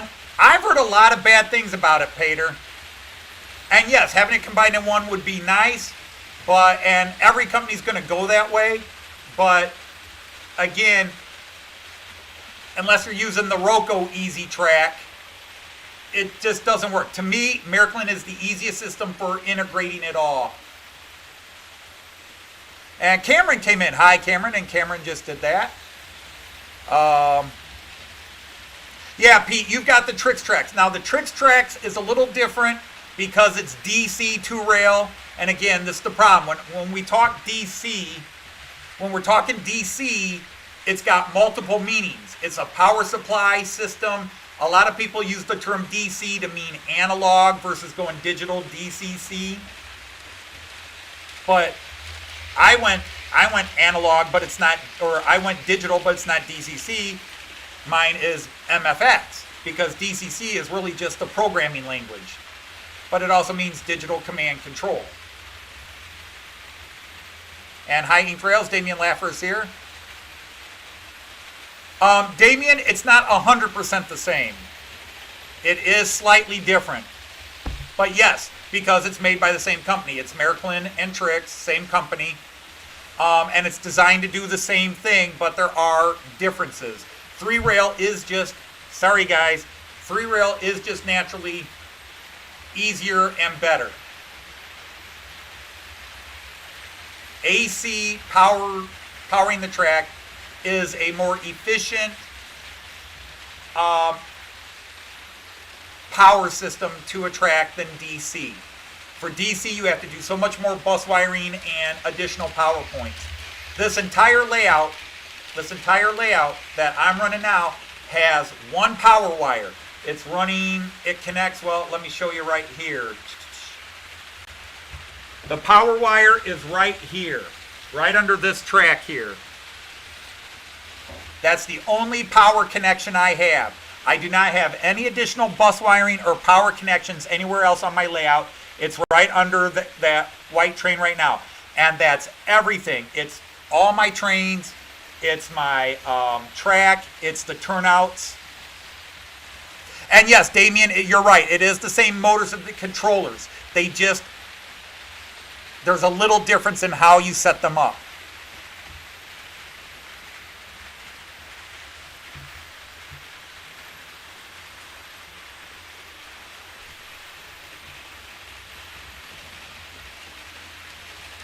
So again, I'm not saying it's really different. There are just small differences between Miraklin 3-rail and Trix 2-rail. The tracks are the same, but there are differences in the way the metal is set up underneath, the connection points underneath. There are subtle differences. That's all I'm saying. Jerry, Miraklin makes American models. They make, what is it? I'm going to sound stupid.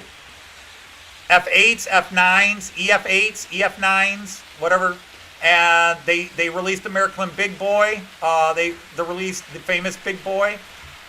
They do release some American trains. They don't release a lot, but they do release some American trains. But Miraklin does make some. Probably not to the level a true American guy, but they do try to appease the American market and make 1 or 2 American trains each year. But the thing is,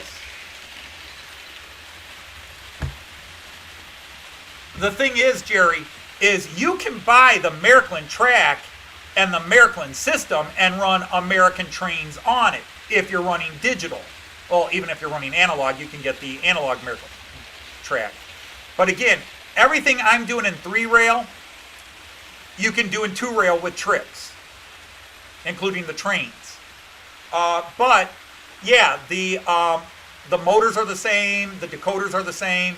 They just have DCC hookup instead of 3-rail hookup. Hey, Luma, how are you? Well, I've seen M-Track. I've seen the old M-Track. And I've seen plenty of guys that still run layouts with it. I'm just a new guy. They didn't sell M-Track anymore. They sold C-Track. In a lot of ways, I'm grateful because they could have gotten me K-Track. For those of you who don't know, K-Track is Miraclin's realistic-looking track. You know, just like you guys would go buy your Picos or whatever, Miraklin makes K-Track. But then K-Track does all the under-table wiring. That's why C-Track is unique. It lets you do all the digital very easily.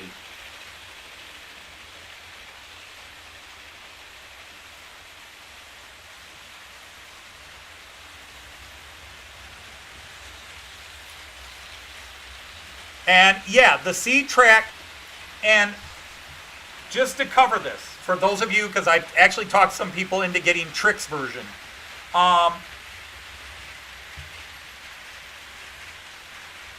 Where is it? Here we go. The C-Track is much more expensive by the foot compared to your regular rail.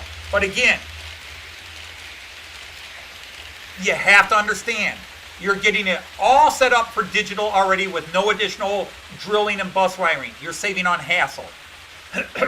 It's pre-bedded. So not only are you paying for rail, you're paying for the bed. Now this is a downturn. A lot of people don't like the looks of this. Well, you can paint it.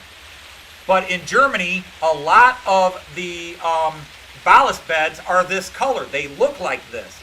So this isn't that unrealistic. Also, if I can get you to look at this, do you see how the rail is not that shiny? Now it's not rusted, but this is not your nice new shiny. It is pre-aged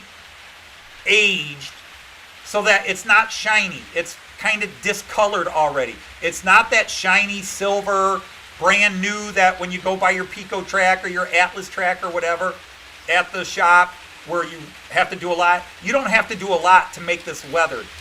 So the C-Track is saving you hassle, wiring, cost and ballasting. So it is more expensive, but you're paying for the hassles you're saving down the road. And again, I'm not trying to convert you guys into it. I'm just explaining why I use it. But again, a lot of purists, it's not realistic enough. And I get that. That's cool. And also, you don't need to put this on foam beds or cork beds. It's already preset. So most German guys do this. Now, I ran a foam bed on my layout anyhow for different reasons. But yeah, I think it's awesome. Had I looked at regular track versus C-Track, because I'm not a purist, I would have gone with C-Track. Well, I wound up going with C-Track just because my kid said, oh, Dad needs Miraklin track, and this is what they found and bought it for me. And I was doing C-Track before I knew about K-Track or anything else.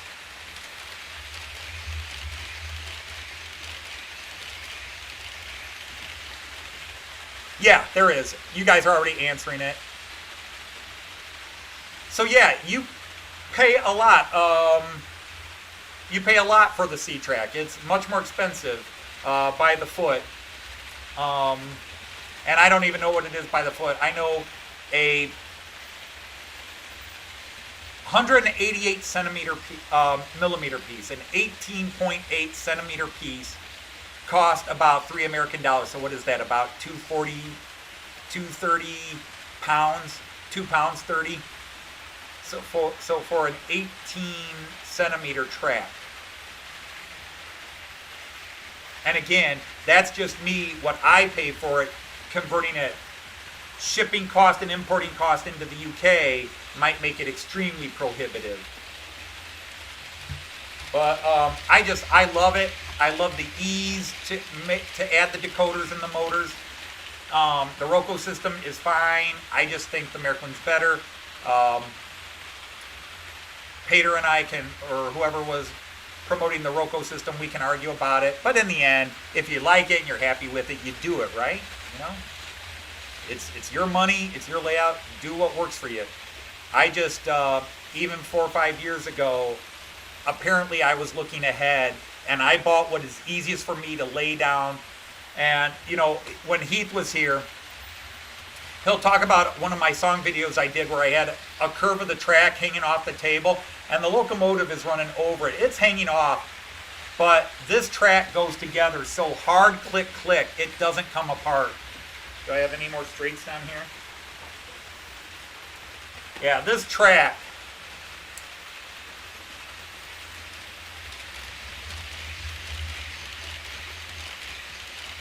All right, think of your fish plates. I just put this together. Look at how much force it took to take it apart, and you're not supposed to do it that way. It breaks it.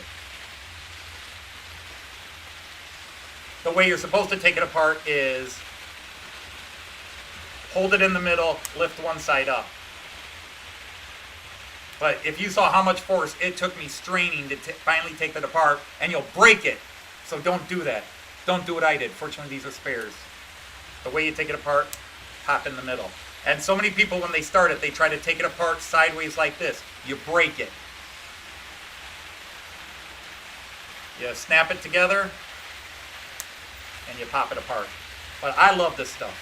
And I'm glad I went with it because I could not imagine all the wiring and soldering to do a layout now. I think it would kill me.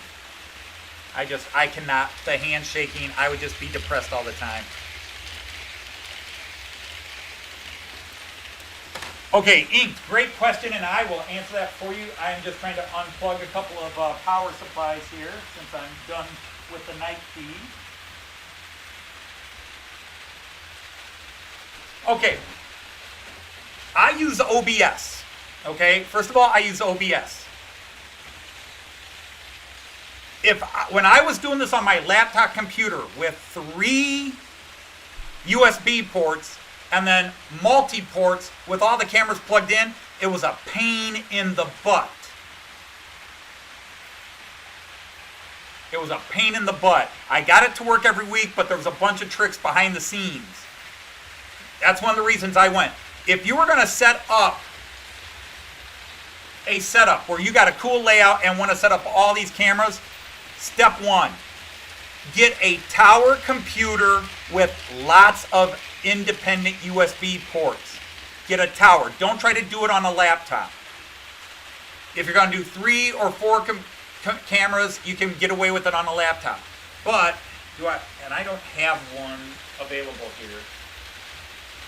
But, first of all, it's best to use name brands like Logitech or Nexigo, where when you plug it into your computer reads it as that and not USB webcam, you know, that generic thing. But where you can set it up and where your computer reads it. But my suggestion would be a tower with lots of USB ports. And what I did with my tower is I bought 2 expansion self-powered USB cards that I plug into the PCIe slots, and that gave me 4 more. But each one of my USB ports is a dedicated port, which means I can plug 1 camera into each USB slot and they're powered.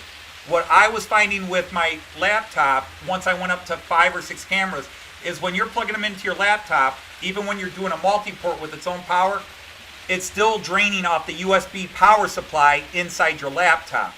And I'm probably saying too many things at once. But most laptops have 3 or maybe 4 USB ports. So you could probably run 4 to 6 cameras. But what happens is they're all, when they're going into your laptop, even if you use a multi-tap, you know, a USB hub powered, they're still reading off the same USB card in your computer. Each of those 4 USB ports is a dedicated port, but the minute you start running 2 or 3 cameras off of them, it can't handle it. So get a laptop or a cheap desktop computer that just has lots of USB ports. Because once I did that, this is a breeze. None of my cameras fight anymore. My computer reads them all instantly. And then putting them on OSB, you just have to tell OSB to do it. Find the camera. You got to know which one because, well, here, let me show you. Again, shaky camera time, guys.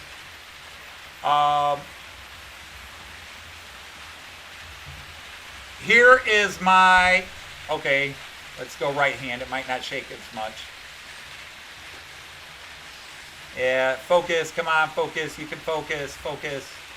There we go. What you have to do is you have a scene, which is how many things you want to add to one scene. For example, the screen you're seeing now is one scene. It has 3 parts. It has a back scene, it has the camera, and then it has my microphone. Or, again, bear with me, people, I apologize. Well, you won't see it.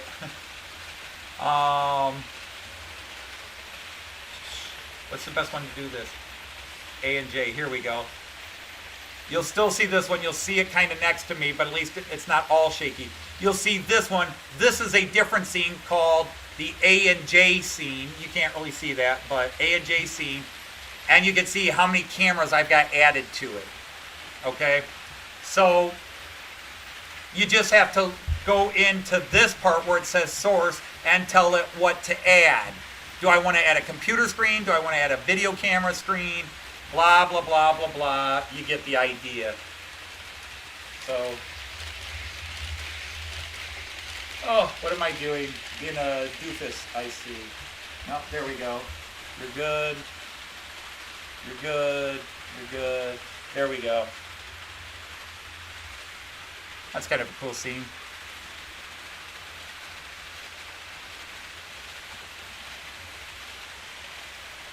Yeah, the Droid Cam also works. There's, the app you can load. The problem is with OBS and also Windows, getting it to read it can be problematic. And some people get it to work with OBS, some people don't. For example, Leamington Station was trying to help me with something, and I bought, where is it? Do it again, bow, bow, bow. I bought one of these setups. This is supposed to let you turn your video camera or your, your DSLR or your video camera into an additional webcam. My video camera, even when it's on record, does not like to do that. So even with this, it's still not working because I've got a 4K video camera that I would love to put on here as well. A really good high-end one. Well, no, let's take that back, high-end. It's a Panasonic Lumix G7. Not high-end, but for me, I got it on sale for $450. That's the most I've ever paid for a camera. $450. And that was a lot of money. And the only way I was able to convince Joyce to spend that much money on a camera is because, well, we needed a new camera, and instead of a digital camera for pictures and another camera, video camera, it just made sense to get an all-in-one. But, it's really crazy.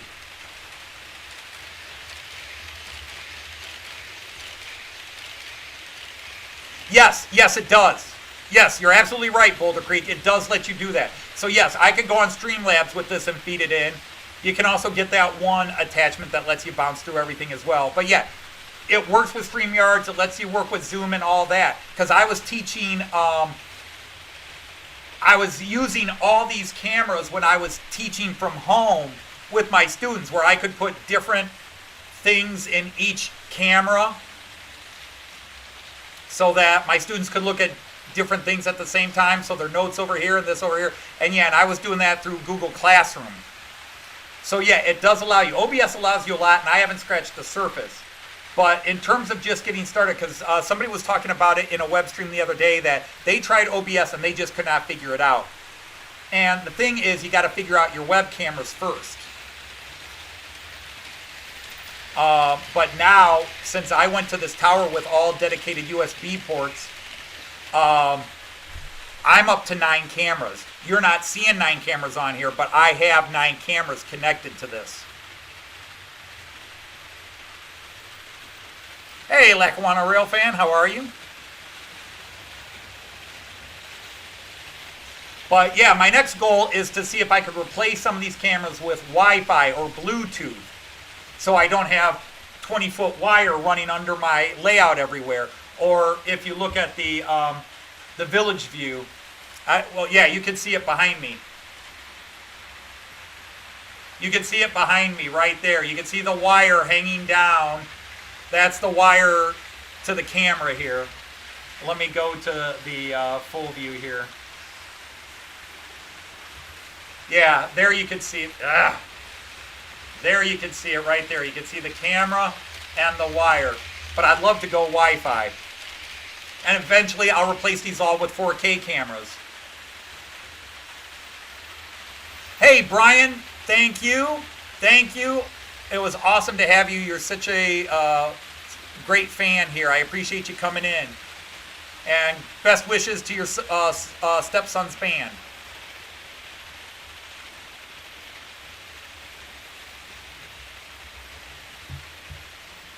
Yeah, with me, it was my my son-in-law explaining the basics, and then me monkeying around and tooling around with it.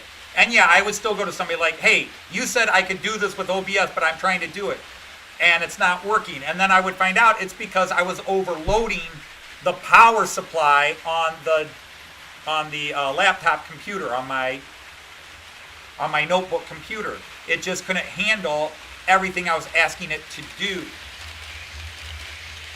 At least through OBS and some of the other stuff.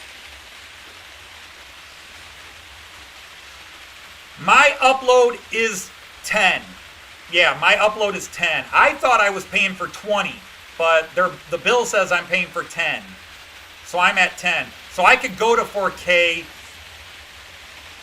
easily without upgrading, but I run at 10.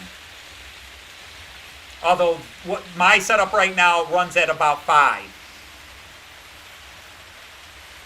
With 1080p, you run at about 5, give or take. So I run at a 5,000 kilobytes upload, and I don't have problems. Now, a few weeks ago, my system was looking bad, and I couldn't get the video. The audio was coming through, but the video, and everybody's like, you got too many USBs here. And I'm like, guys, my internet's probably messed up, and that's what it was. My internet went down to 2.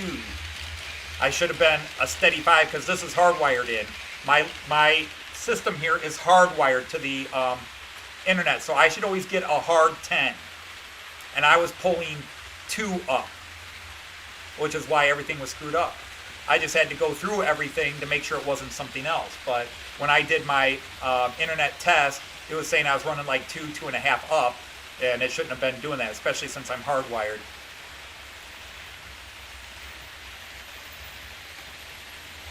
But yeah, everybody who's had problems, look, you got too many USBs, you're doing too much. But when it comes to your motherboard, you know, and again, pardon me guys, I'll show you down here.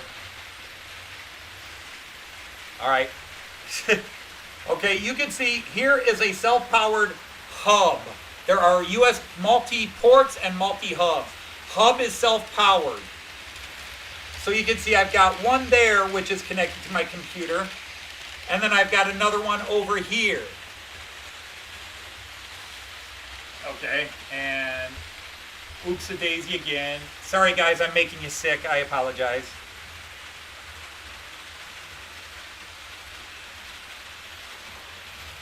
So I've got 2, but those each have one camera plugged in, and then one's got a hard drive, outside hard drive plugged in, and it's got the Wi-Fi plugs, the Bluetooth plug for my mouse and my keyboard. Because those use such little power, I can throw them all on a multi-tap. But originally, I had all my cameras on those 2 multi-taps plugged into my laptop. But now I've got like 14 USB ports on the back of my tower down here. So all my cameras are plugged into those. And bam, it's night and day. I turn on my OBS, I don't have to monkey with anything. I don't have to turn one camera off to get the other one on, and then turn the other one back on. I don't have to unplug something and plug it in, which I was doing all that on my old live streams. Because they fight with each other. The generic cameras fight with each other because they have a generic name and address. So your computer reads each of your generic webcams as USB webcam, and believe it or not, they each have their own address on your USB power supply in your computer.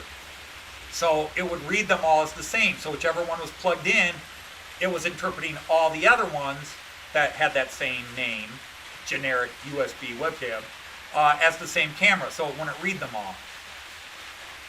So that's what I did. So in the long run, I needed a new computer anyhow. So instead, I took my little laptop here and made that my primary laptop computer, and I put a new tower computer in here and added USB ports to it. It came with 8 USB ports, 6 USB 3, 2 USB 2, and I added 8 more USB 3.2 ports.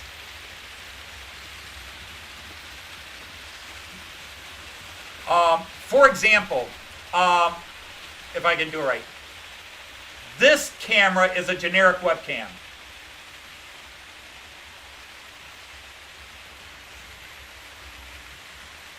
This camera is a generic webcam. And to get my live streams going until a month or 2 ago, they fought with each other. This one would not work if that one was plugged in. I hate mirrors. I hate the mirror. And if this one was plugged in, this one wouldn't work. So, and if this one was plugged in, this one wouldn't work.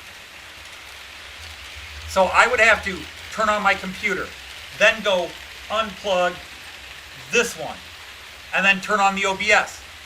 And that one would work. And then I would have to turn off OBS. Then I would have to go plug this one back in and turn on OBS, and then they both worked. Because they were all plugged into one multi-port, and the computer wasn't having it. By the way, if anybody else has asked me questions, I've been talking about that. I've missed anything else you've said. I apologize if I've missed anything. Andy Ambrose, how long would it take to OBS? I think Boulder Creek was answering that. Yeah, to me, if I sat down with you, if I can understand it, I could explain it to you in less than an hour. Now, getting your cameras all to work with it might take an additional hour, but explaining how to do it and how everything works, an hour, if I sat down with you and did it. And I specialize in keeping things simple.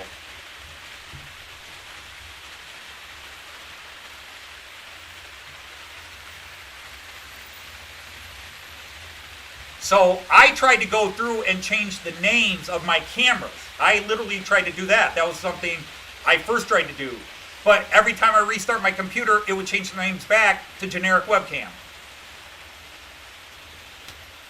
So now I use specific cameras. You know, I have a Logitech 920C here, a Logitech 922 there, another Logitech 920C over there. But at least my computer reads them both. I got a Nexigo. I got a Nexigo 9, whatever it is, a Nexigo 930. And my camera reads them all separately because it puts their exact names in there. So it reads them all. Because I actually have two Logitech 920s. The long view camera, this one. This camera is a Logitech 920. And then this camera is a Logitech 920.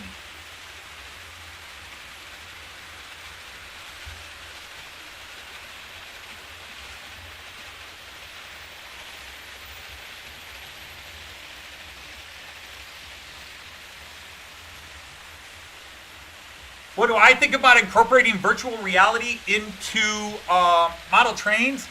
Hey, whatever works for people. I'm not against tech. I mean, I'm not a purist where I've been doing this 60 years and I think everything should be hard. I think, you know, if I could just magically say, boom, there's a mountain here and my trains go in and out, stuff like that, I'm all for it. I'm waiting for Bluetooth, where trains don't even need a Z21 or whatever. It's all straight to an app. I mean, that's kind of what Z21 does, but you still need the Z21 to go to the app. I think 10 years down the line, 15 years down the line, we're going to see a huge technological change in how we run our train systems. And it's going to be just an app, no more $700 console, no more $500 Gauge Master, whatever. It's going to be straight to an app. All the trains are decoder and have a Wi-Fi decoder signal in them. I think that's what the future is. I could be totally wrong, but that's where I think the future is. Hey, Kieran, take care. Joyce wasn't here today. Sorry, Kieran. The voice of Daisy. And let's face it, it really is about the voice. Then again, when Joyce was younger, never mind. Joyce would hit me if I mentioned that. She'll probably watch this to see if I talked about anything. Let's just say Joyce was Daisy.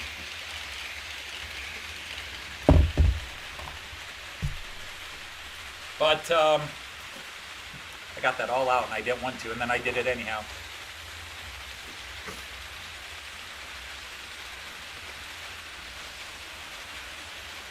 So, yeah, I mean, whatever tech you come up with, there's going to be somebody who's against it and people that are all in favor of it. And I'm saying any hobby is whatever you want it to be. I mean, I used to bowl for years, and I watched Ray throwing his 298 a couple of weeks ago. And bowling has changed since I stopped bowling. And now all these guys either know fingertips, they're doing this funky new hold and throwing it a new way. And there's a part of me like, that's not the way you're supposed to throw the ball. But I'm like, then again, they're throwing 280s, and I threw 220s. So more power to them.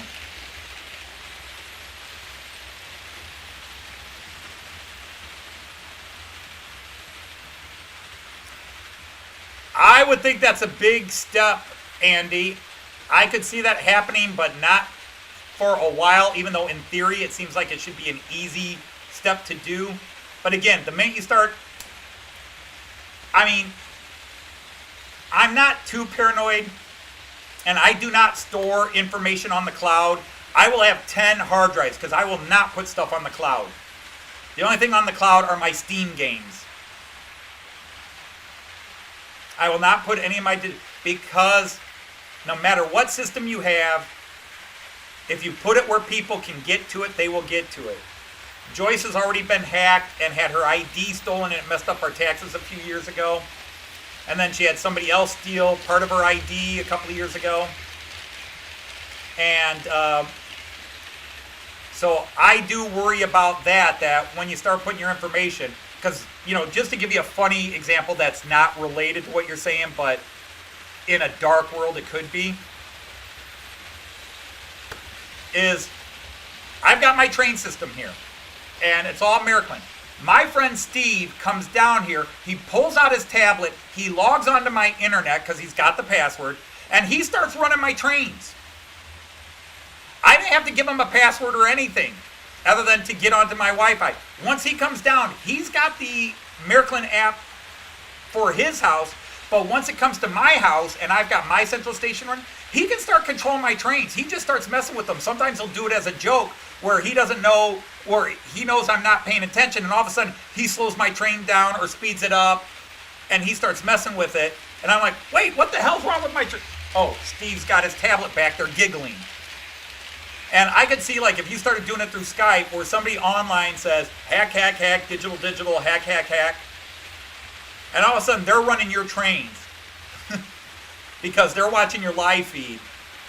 I know that sounds paranoid, but the minute we start running it through servers and communication systems like a Skype, like a Google Meet, something like that, it sounds cool because we could do that pass the throttle challenge, and I could say, hey, Bob, run my trains from your house.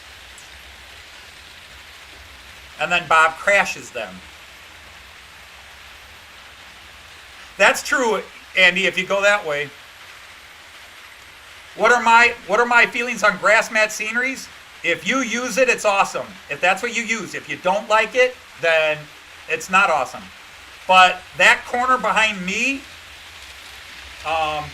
right here, I'll stick my hand here. If you look, the 11-lane view, so if you look at this camera right here, this grass, that's a grass mat. That's a static grass mat. So I'm cool with that. Well, I don't know. The worst they could do is crash your trains. But yeah, if you have your own server, and yes, if you use VPNs and all those things that protect you. My problem is, and I'm not a computer whiz like I was 30 years ago because it wasn't my profession. I didn't stay with it. It wasn't my hobby or interest. But the problem is the hackers are always a step ahead of security.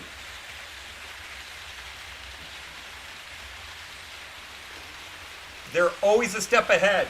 So even when you run VPN, people can get them hacked. And I'm not that paranoid that I don't use them. I do try to use secure things because I don't like when my students come in. If they've graduated, that's fine. But I don't like my active students coming on to even my live feeds. I don't want them seeing my cartoons. So I have my channel is set up for, my channel is set up for over 13. But a lot of my videos are set for 18 and over because I don't want students coming in, not because the students don't understand the jokes, because their parents are jerks. And I already had that happen where it wasn't even one of my students. Some kid who knew my wife, had been her student, knew that her husband had a channel, came on, used his mom's identity to get on YouTube and watch my videos. Mom came in and watched the Up Nellie's Pass bit and threw a fit and called my school and complained about me putting inappropriate material online. A teacher shouldn't be doing that. Well, A, I'm off the clock. B, it was set for 18 and over. And C, I'm sorry, I have dirty jokes. And if you can't handle it, butt out. But your kid's not even my student. But my bosses called me, and I have it preset. Well, you know, as a teacher, you shouldn't be doing that kind of stuff. Bullshit. I'm a human being. Teacher is 9 hours of my day. The other 15 hours, I get to be me. And I'm ranting because I'm still mad about it. And when I said, look, my channel is set, the security protocols are set, that kid broke them, that's not on me. And the kid's not even my student and shouldn't have known about my channel anyhow.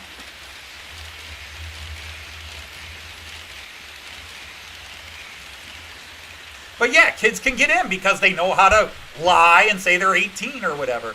So they can get in. But at least I've covered my butt by doing the protocols. But again, when somebody comes and watches my Matt Clarke video, and I make a pun about Up Nellie's Pass, and I make all those sexual innuendo jokes like the Black Mamba, first of all, your kid better not know what a Black Mamba really is. And if you know, that's on you. To me, it's just the name of a train and the type of a snake. Hint, hint, wink, wink. You know, but, you know, in America we call them the Karens. They're just, you know, and I don't want it to be political because it's conservatives, it's liberals. They come from both sides of the spectrum whining about what their kids saw on YouTube. And I'm liberal, and if my kid showed me this, I'd be watching it with them laughing. Hang on, go back. That's how I got into epic rap battles of history. My kids were watching it. And then I turned it on and said, holy shit, this stuff is funny. But I have people at my job, they're like, teachers shouldn't be doing that. But then again, I have people at my job that are shocked to see teachers walk into a restaurant. What are you doing here? Don't they lock you in a cabinet after school? No, we go out. And Joyce and I are very subversive. We're very outgoing, and we love dirty humor. I run all these jokes past Joyce. She laughs. She was laughing at the Up Nellie's Pass. She's not uptight, you know. Oh my God, that's so inappropriate, honey. There are some jokes she doesn't like because they're not funny to her, but she knows I find them funny, and she knows other people will. But yeah, it just...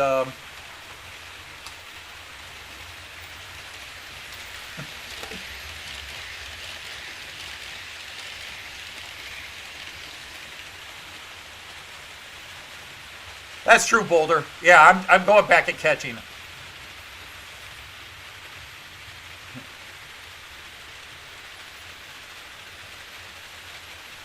But, I mean, I'm excited for all the tech. To go back to that thing, I'm excited for all the tech. And the more you can do, whatever makes trains. But and again, I don't want people taking this the wrong way. But if your fun is setting up a loop of trains and doing nothing else and running it, guys,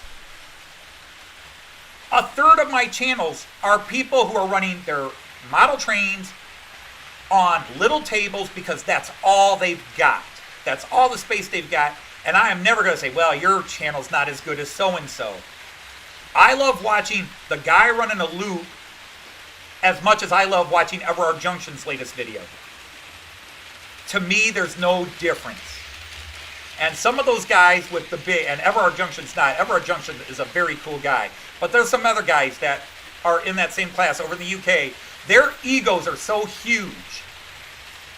And I'll give you an example of how huge their egos are. Some of you may know I did a joke song about Everard Junction. Now, I was not doing it about Everard Junction. It's just that when I was doing the parody of Beatles' Paperback Writer, Everard Junction just fit the bill.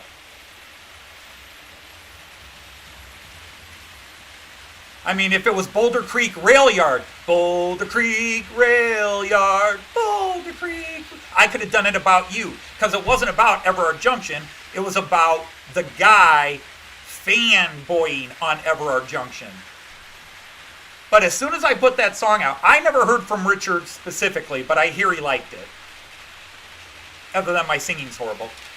But immediately, another top UK guy went there, and you can, well, maybe I shouldn't tell you, because somebody will listen in and go tell that guy I was talking about him in this video. But immediately, I get a request. I bet you can't do a song about me. And that's ego. I'm so great. How could you talk about Everard and not do something about me too? And that wasn't the point. But some of these guys with big channels, oh, that guy, he doesn't weather his trains. I'm not going to watch him. It's awful. Oh, that guy, he doesn't do this. That's terrible. Oh, this guy, all he has is a little circle. I mean, Sam's train, and I love Sam, and we were talking about this on Tim's feed yesterday. Sam runs it on a carpet, and he takes so much crap for running it on a carpet. He's happy. It works.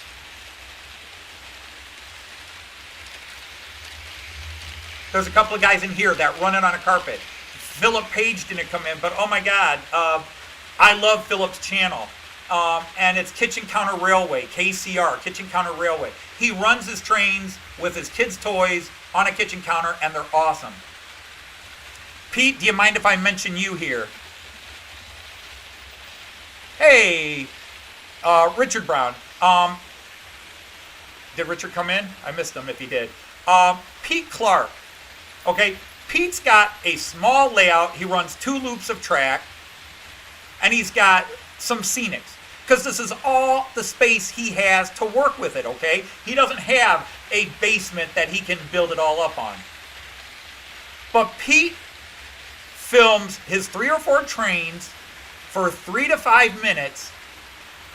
He plays different songs. He moves the buildings around, changes the trains, and every little 3-minute video is a totally different video, even though he's just running a small couple of loops. And again, I'm not saying that in a derogatory way.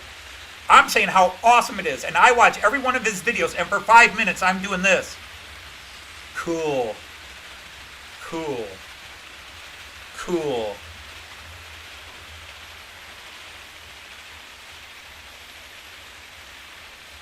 And to me, Boulder, that's why I like Sam. He enjoys what he's doing. Now, there are things, I won't even say I take issue with Sam, because I didn't like it because Jenny Kirk takes shots at Sam a lot, and I don't appreciate that. Rule 3, don't call out somebody else's channel on your channel. My only thing with Sam is, damn, he's got a lot of trains. And I grew up, and I'm like, damn, kid, how rich are you? That's it. He's got how many hundreds of locos? And I'm like, that's $90 there, that's $150 there, that's $200 there. And I'm adding it up going, how the hell does that little shit have that much money at that age? And that was all said and fun, okay? I love Sam. Will from IC82 doesn't post videos much anymore. He does like 1 a year now, saying he's trying to come back. I love IC82, and I love Will. And at one time, he was the largest UK model train page. But Sam has shot past him. But at one time, he was bigger than Sam. But he stopped producing, so people stopped tuning in. But Will ran it on a little hardwood floor in a conservatory. But the joy he had in every video with each train, that's what I was drawn to. The joy he has. I'm more into, do you enjoy doing what you're doing, than how awesome it may look to a pro.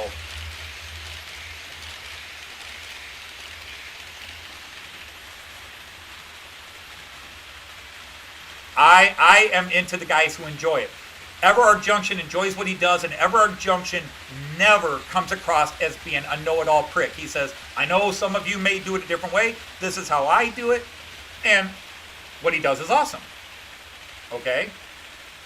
He doesn't have that, look how great I am. He just says, here's what I'm doing. Now, he has a voice that sounds like God is talking to you. He's got that deep voice. He's got that deep British voice. And as you know, God has a deep British voice.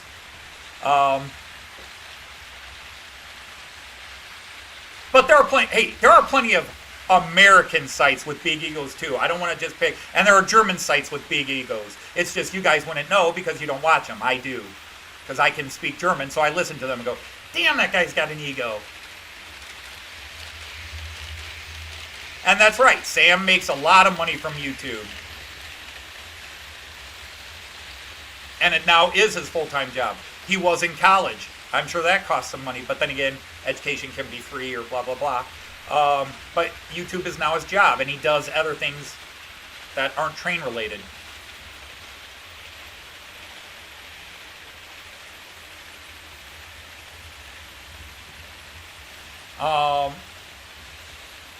And that's just it. To kind of end this rant or bring it back home, is when I decided to go on YouTube. I went on YouTube for one reason. Now, I'd been on YouTube for 10, 11 years before I started doing train videos. I've only been doing train videos for 2 years, just over 2 years now. I celebrated my 2nd anniversary, and in 2 years, I'm over 800 subs, which I think is amazingly shocking. Now, yes, in less than a year, Ali here shot over 4,000 and Tris shot over 4,000. But they do something awesome that's going to draw people in. I didn't think I was doing anything to draw people in. But when I went on YouTube, I was looking for friends.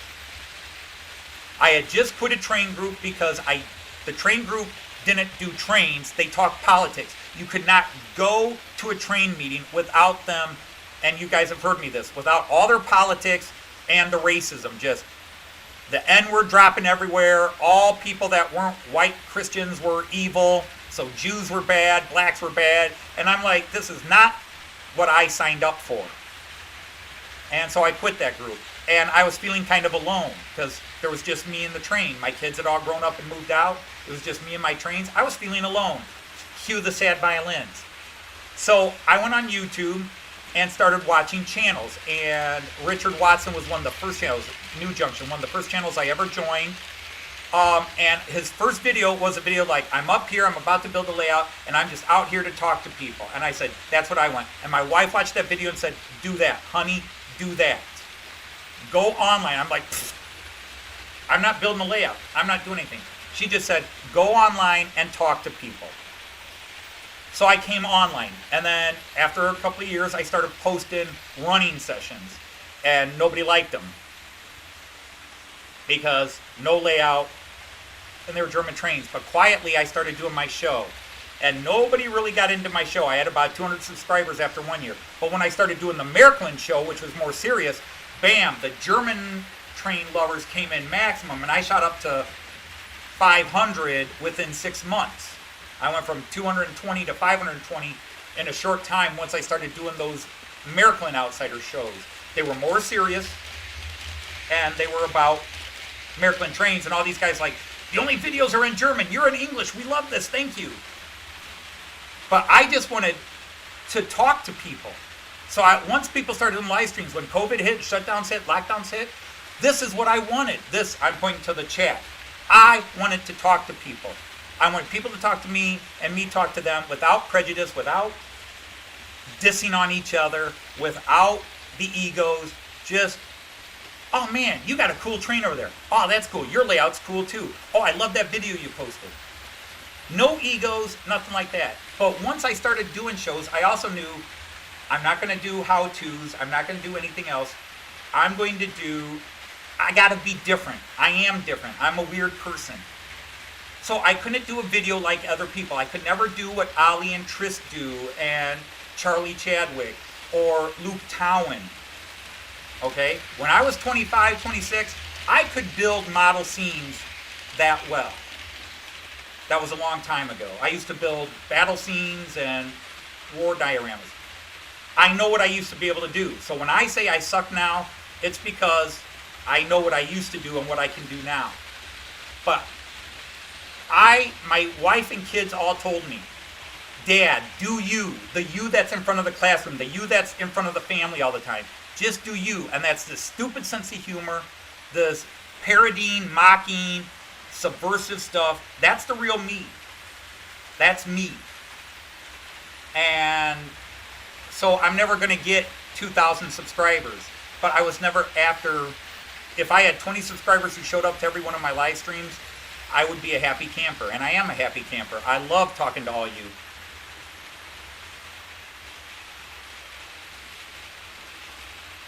So I'm ranting and most people are taken out. Hey, I got the 30 likes. Yay. I didn't even like myself yet. There, now I'm 31 because I liked myself. But, so if I do this Matt Clarke stuff and 5 of you laugh, I've won. If 30 people leave and think it's stupid, but 5 of you laugh, I won because I made 5 people laugh. And that's all my channel has ever really been about, is trying to make people laugh and show that, hey, I may not be special at anything, but I love my trains. And if you see that I enjoy running my trains, and that on top of that, if I can make you laugh with the Ghost of 2015, or with my stupid parody songs, or my Matt Clarke stuff, if any of that makes you laugh, then I've won.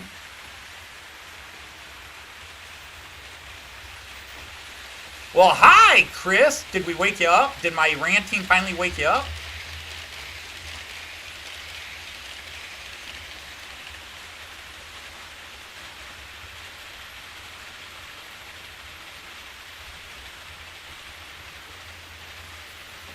But I will say, Randall, often when people ask to friend me on Facebook, people from the train community ask to friend me on Facebook, I will say, did you look at my channel? Did you look at my Facebook page?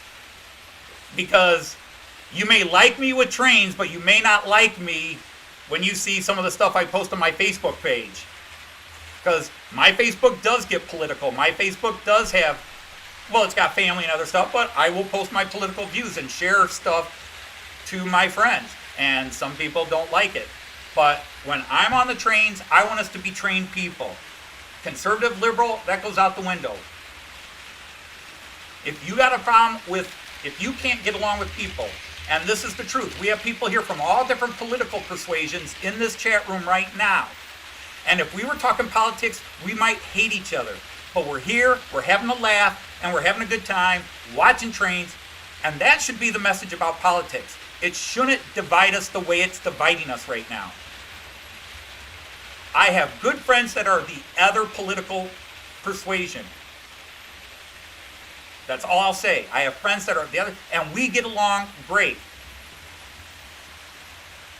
But they're not rampant marchers for their side, and while I am a rabid marcher for my side, it's me, and we're cool. So we can be here and get along and throw that one thing aside, because nothing deserves death to you because you're the other political side. I'm friends with commies, and I'm friends with capitalists, and I'm friends with socialists, and I'm friends with conservatives, and I'm friends with liberals, and I'm friends with every religious group. And as long as you're not forcing your view down my throat, I'm cool with you. Yeah, you might have to check me out, because I don't hide my name. I'm Anthony Dodge. I'm Anthony Dodge everywhere. I do have a model train Facebook page as well, the Model Train Outsider.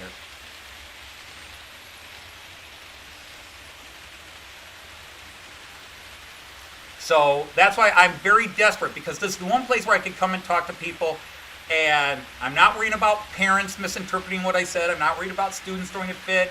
I'm not worried about offending the neighbors. These are people who come here and they know what I'm going to say. And again, don't talk it. Don't mention presidents. Don't mention prime ministers. Don't bring it in. I will delete it right away, or somebody else will. I may even agree with you. And people have posted stuff I've agreed with, but delete right away, because I don't want it here. This is my safe house. What are my thoughts? My thoughts are, you do what works for you. A large fiddle yard is awesome if you have room for a large fiddle yard. You do it. How do you store your trains? Do you put them on shelves? Do you put them all back in boxes, put them away? I'm lazy. So I have all my trains out. I have all my trains out on my layouts or on the shelves up here. They're not in boxes. Yes, I have to vacuum and clean them a little bit now and then because they get dusty.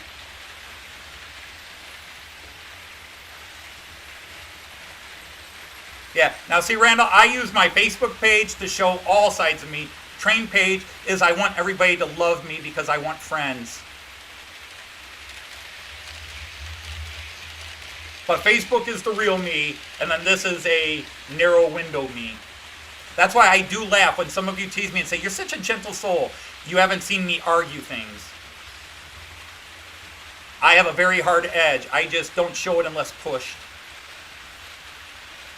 Yes, a safe house with a lot of cameras. A safe house with a lot of cameras. But they're all on trains. At least that I show publicly. There are cameras other places in the house, but you're not allowed to see those. Joyce would kill me. No, I'm sorry. No, that was too much information. So, my attitude about trains is the easiest one. Whatever works for you. If you're happy with you, I'm happy with you. I love what you do. Now, I can't subscribe to 10,000 pages because, as all of you that I'm subscribed to know, I watch every one of your videos and I comment. And if I were subscribed to 5,000 channels like Sparky was, I would go nuts. Because there's no way I'd have enough time to watch them all and comment on them all.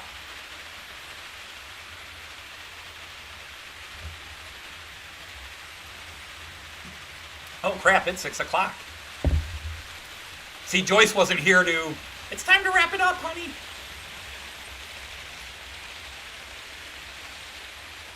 But yeah, with trains, I love to talk history. Now, my personal favorite is medieval history. I consider myself well educated in history. Nobody ever wants to talk poetry here. I'll talk poetry. I'll talk my book. I'll read my book, but that would really chase away subscribers.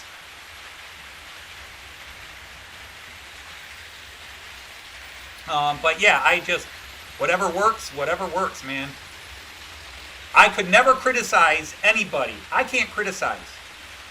Because if I were to criticize you for your layout, what have I got? If I criticize you for being small, that would be kind of dicky because I've got this big room and I'm lucky to have this big room. And I'm fully aware I'm lucky to have this big room. And I love having this big room. Now I had to wait for all my kids to grow up and get out. But I got this big room. And I'm lucky, and I'm one of those people, I'm aware how lucky I am. I know where I came from, and I know how lucky I am. And I can talk about growing up poor, but I was never homeless. My dad always had a roof over our head, and we usually had food on the table. My dad would never win Father of the Year award, but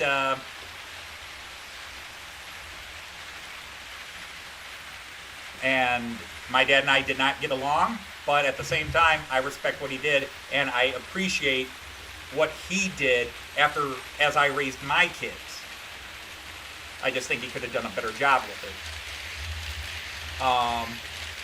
But be that as it may, I'm aware. I've had a lucky life, and I try to share that life. And I've had hard times, but I've been lucky.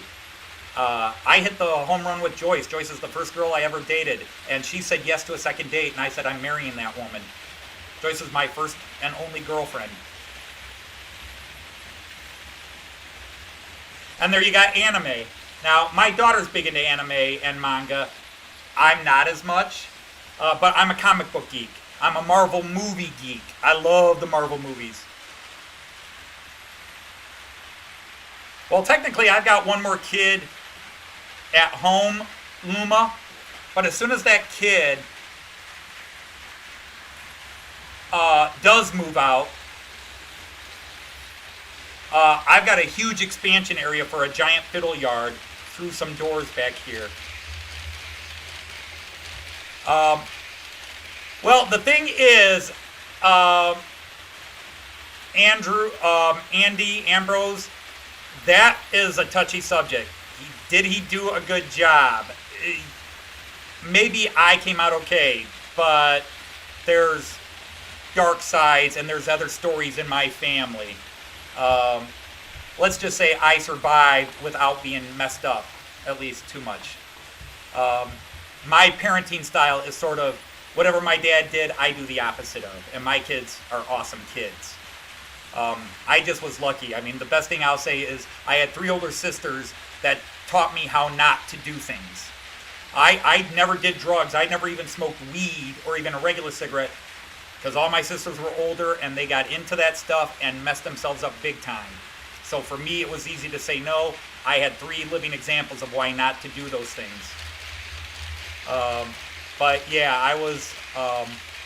But like with Joyce, when I met Joyce, and that really was like turned the life 180 bit around. Because I was a bit of a nihilist before I met Joyce. But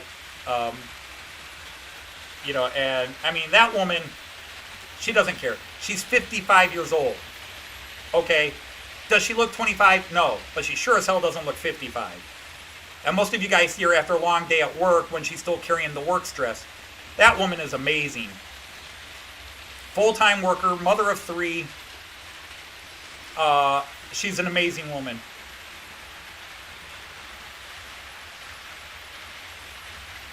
You do the opposite of your dad. He was a vicar.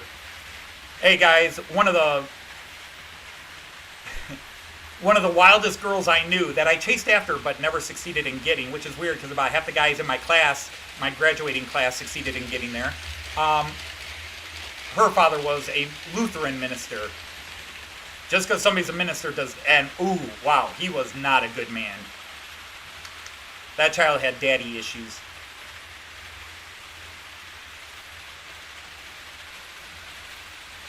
But, you know, I also respect the things my dad could do. My dad knew everything about cars, electrical, plumbing.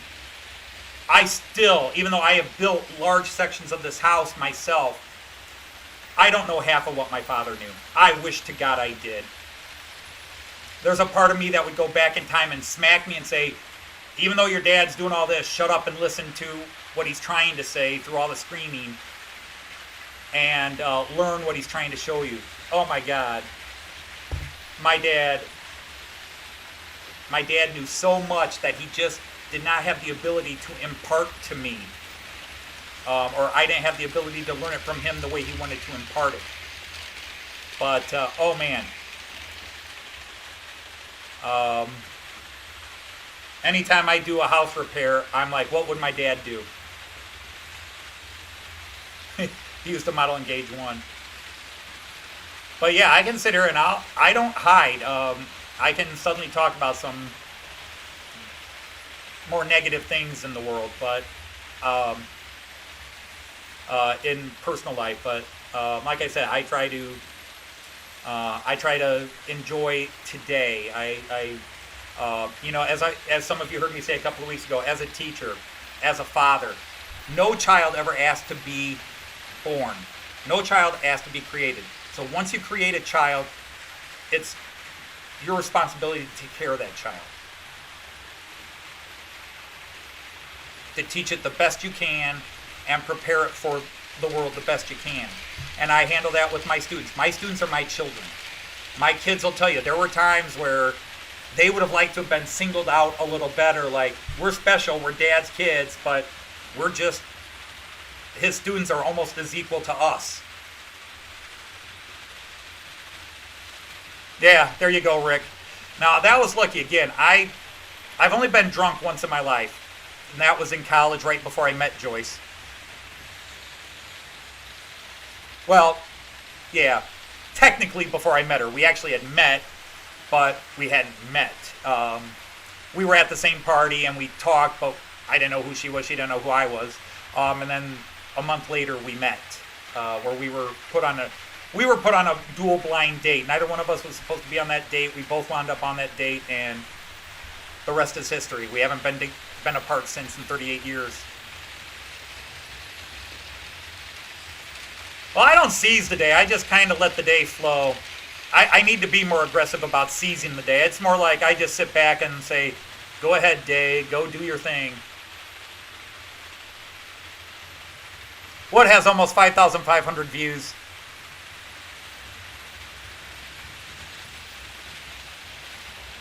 I've got a video that's over 6,000 views and several that are over 2,000.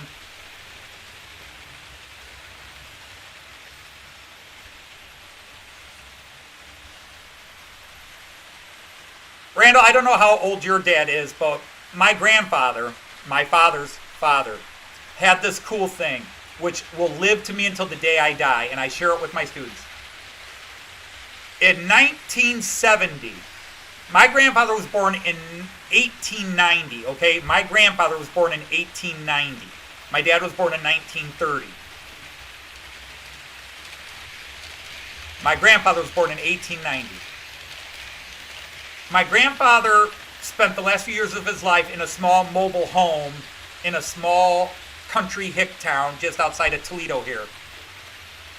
And he had these two things that were typewritten that he had on this little office room, this tiny little office that was about the width of a typewriter. And he had this little typewriter on a stand. And he had these two sheets of paper that he had scotch taped years before. The tape had yellowed, the paper had yellowed. The first thing was a list of everybody who had been president since he was born. Go back to 1890. And his last one was Jimmy Carter. He died right after Jimmy Carter was elected. Carter was elected in December of 76 or November of 76. My grandfather died in June of 77. And the other thing that was so impressive to a small boy was this. He said, when I was a child, we rode horses. There were no planes. There were no cars.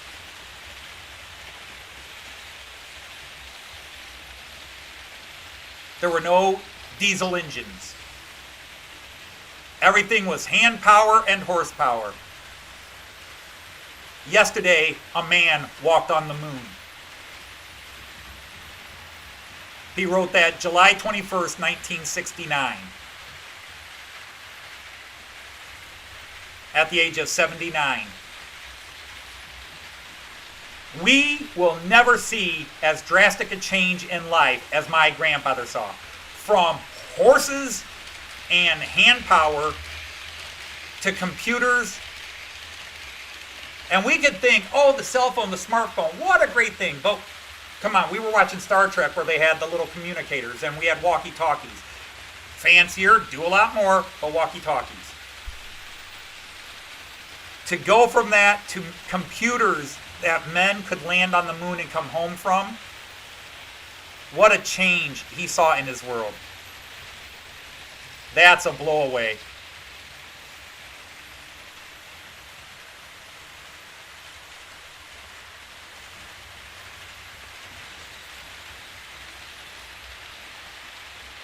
Well, good luck and keep going, Inked. I'm subscribed. I watch your videos, so I help. So, yeah, those always impressed me as a kid. Plus, my grandfather always said, you got 2 ears and 1 mouth. That means listen twice as much as you talk.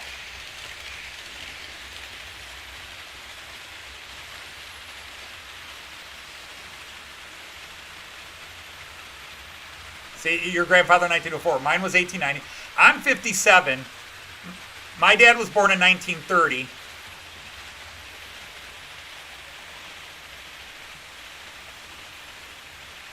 Oh, are you going to do the men from, what is that? The 4 Yorkshire men? Andy, are we going on the 4 Yorkshire men? Oh, you had a bag? When I was your age, my family had toilet paper for walls, and we were glad to have it. I love the 4 Yorkshiremen.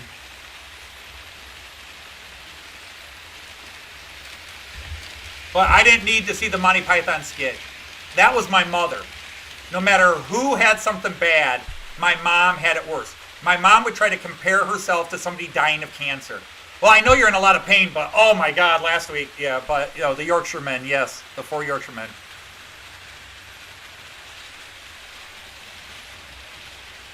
But, yeah.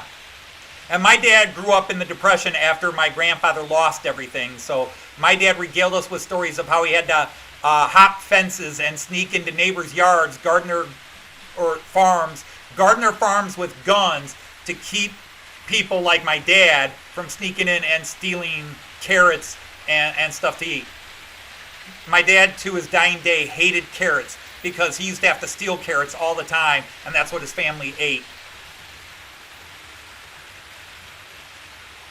Basil Fawlty. Well, darnation. It is 6:16. I haven't had dinner, but Joyce was probably nagging me to let me know when you're offline. Oh, I'm sorry. Joyce said send a kiss from Daisy to all you guys in the live stream. I missed that. Sorry.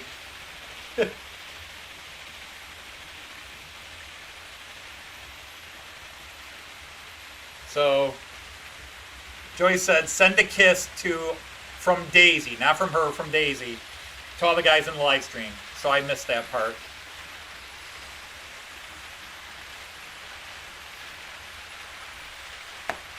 But there's that. See, I got nothing to do. I probably should think about dinner, but I'm home alone, so it'll probably be a peanut butter sandwich. I mean, I know how to cook. I just don't feel like cooking. And when I cook, it's usually something elaborate, extravagant.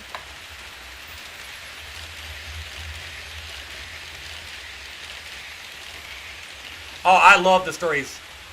The stories my grandfather could tell me, I loved them. My grandfather was an Ohio historian. I mean, that's not what he did for a living.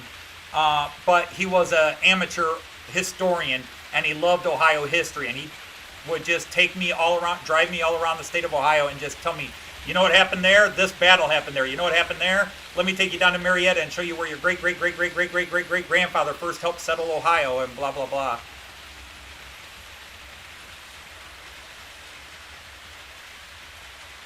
Still restoring antique autos. My father died in 2014. In fact, it's almost exactly 7 years ago. He died in 2014. We had not talked in years when he died. I'll let you hate me or think less of me for that. When he died, we had not talked in years.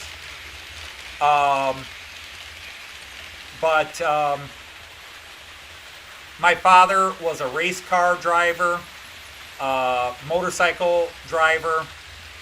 He loved cars, and that was about it. He loved motors, and that was about it. You have a 5-hour-old grandson? Awesome. Congratulations, Andy. I just had my first grandson, as you guys all know, 3 months ago.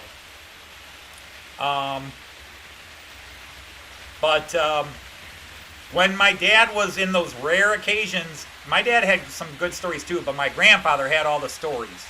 My grandfather, oh God, I love the stories. And my kids and my students seem to like that about me. They're like, Mr. Todd, you always got stories. You always got these great stories. Okay. Yeah, the problem is I had pizza for dinner last night. No, I didn't have pizza for last night. That was 2 nights ago I had pizza. 5 hours. What are you doing here? Why aren't you being a grandpa?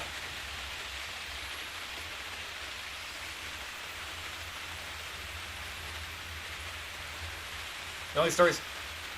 My grandpa fought in the trenches of World War I, and he had some stories. My grandfather fought for the United States against the Germans in World War I, but I hope I can get away with saying this. He hated the French more than he hated the Germans. Actually, he didn't hate the Germans. My grandfather hated the French and would have rather have shot the French than the Germans. Now, my other grandfather was a German, but came over before World War I as a little boy.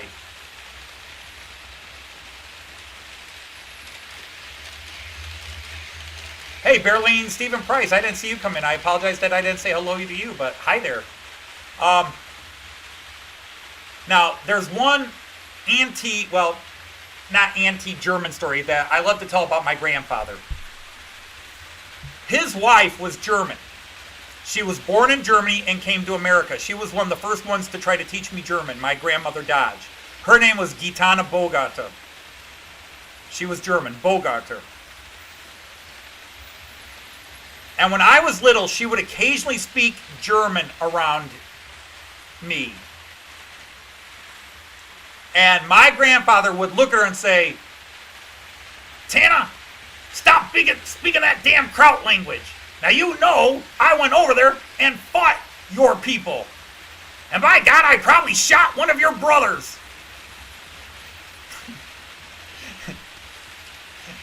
anytime she spoke German, he would say that. Now you know I don't want you speaking that crowd around me. I probably shot one of your relatives while I was over there. And by the way, he was already married to her when he went over. Oh my God, it was so funny when he would say that. And she would turn right at him in German. She'd go, "Küss mich," kiss me. She'd just go, "Küss mich." And he'd just go, "Rrr! Stop speaking kraut." But I loved, every time that happened, I laughed. That was, because he clearly wasn't serious, but it was just so harsh, but so funny at the same time. I probably shot one of your relatives while I was over there. And by the way, yeah, my sheriff is kind of my grandpa voice too.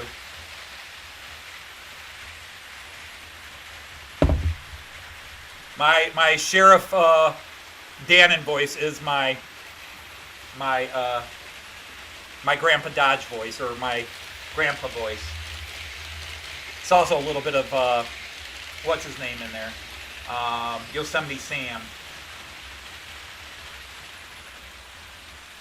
But yeah, if I ever showed you the notes when I'm writing a story, I don't know, could I pull it up? Yeah. If I ever showed you, one of the first things I do is when I was writing the story is, as I'm creating the characters, I write notes on how they sound. Like, what's their voice going to be? So like, okay, Sheriff Dannon is Yosemite Sam with a little Grandpa Dodge in him. The mayor is a little bit of Elvis with a little bit of somebody else, some other character in there. No, I'm sorry, not the mayor. Matt Clarke is a little bit of Elvis with a little bit. Obviously, if you listen to Matt Clarke, you don't have Elvis, but that's because I changed the inflection. But he's got a little bit of the same way Elvis would talk. Thank you very much. You know, thank you very much.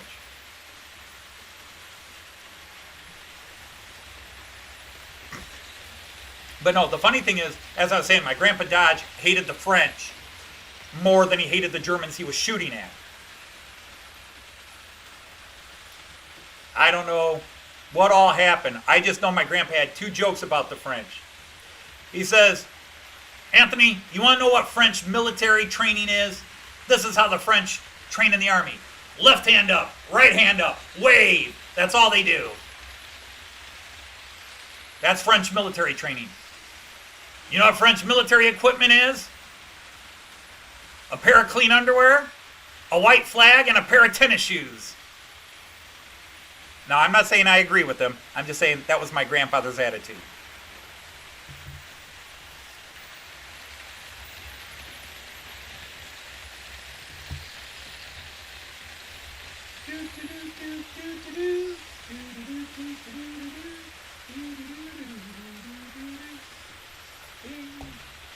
Come on, get out of the way. Work here for me, work here for me.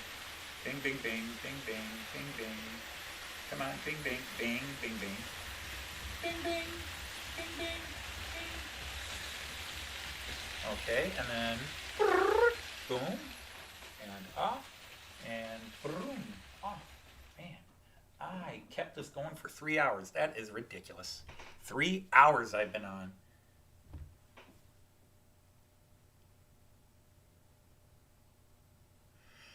No, you know, and again, depending on what country you're from. My father fought Korea, lost an eye in Korea. And even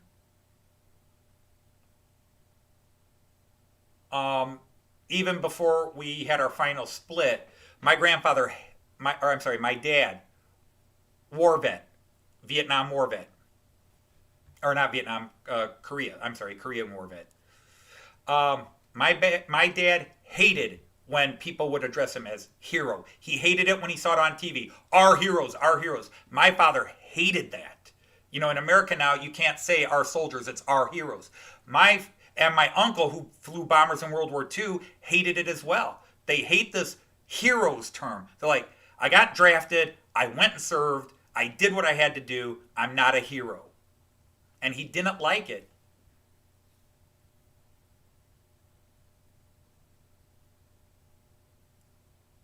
Oh, we'll hear him go wee over the scanner. That's cool. So, and the thing is, my dad did not want me going into the military. My father did not want me joining the Army out of high school, and I had considered it. But then, my junior year of high school, I got recruited by West Point, the United States Military Academy, and I got accepted into West Point. And then my dad's attitude changed. This was the 80s, the early 80s, so there really wasn't any wars going on. So my dad's like, yeah, son, go to West Point. 20 years in the military, you can retire. Maybe you're a colonel, and you're still in your 40s, and you can start a second job, but you're going to have that. And all of a sudden, my dad, he didn't want me being a frontline soldier, but he had no problem with me being at West Point and going that way. Yeah, so it was weird. But yeah, my father did not want us in the military. He was the exact opposite. He fought in war, and he would never talk about it, but he did not want his sons joining the military, even in peacetime. He did not want us being peacetime volunteers. That was, I mean, I could have done it anyhow, but my dad could have killed me.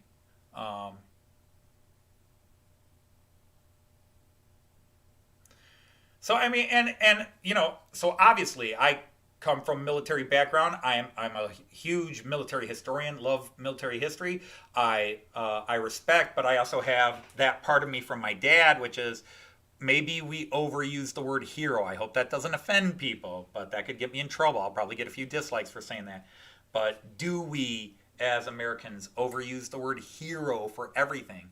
But at the same time, you know, we often love our soldiers when they go and fight our wars for us, but when they come home and need help, then we slam the door on them and say, sorry, can't help you, and don't raise my taxes. So thanking you and showing you appreciation is, I think, warranted. Because especially when it's a volunteer army, you weren't drafted. You didn't have to go. You chose to go in and found yourself maybe having to serve in combat duty. And for that, you're awesome. Because I didn't serve combat duty. I never was in combat. I never even made it that far. I didn't even graduate from West Point. I wound up leaving. So I didn't fulfill a military service. But I respect everybody's job. I don't care what you do for a living. If you deliver mail, I thank my mail people every time I see them. I say, you got a tough job, and all people do is gripe about it. The only jobs I don't thank are lawyers. Sorry. I never thank lawyers. Because they're bastards. Lawyers and professional athletes, I never thank them for their job. You know, I don't disrespect athletes for whatever they stand for. I'm not saying that. I'm just saying, when somebody's impressed, oh, look, he makes $10 million a year and he's a professional golfer. So effing what? He does nothing for the benefit of the world unless he's donating a lot of his money to charities. That's my attitude. That's you know, I could go off on a different crazy rant there, and I think I've been babbling enough. So, you know, that's what I do. I just, you know, I like human beings, so I respect human beings. I don't care what you do. Stay at home mom, awesome. Go to work mom, awesome. Don't want to have children and get married, awesome. Want to have children and get married, awesome. It's your life, your choice. Gay, awesome. Straight, awesome. Transgender, asexual, whatever you are, whatever you need to be to survive in a world that is an amazing world, but we're too busy looking at the negative. You know, it's an amazing world, and the humans in it are amazing. And too often, because we watch 24/7 news, and that broadcasts the negative. Okay, 99% of the people today did nothing wrong. 99% of the people in the world went to work, did their job, loved their loved ones, and did what they had to do to survive one more day. And I love humans, all shapes, sizes. I think we're awesome. When I hear somebody says, I love animals more than people, I'm offended. I will save a human before I will save an animal. I love animals, but I love humans more.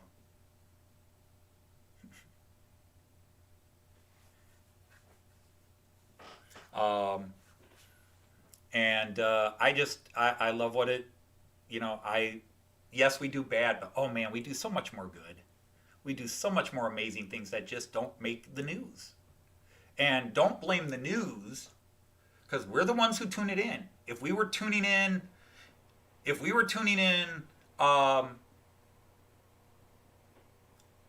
the, well, I don't know, let's say if we were tuning in a documentary on Mozart, and that's what we all would watch, the frickin' Kardashians wouldn't be around on TV. But we tune in and watch that shit instead of better stuff, uplifting stuff. No, we want to see what those crazy idiots have done today.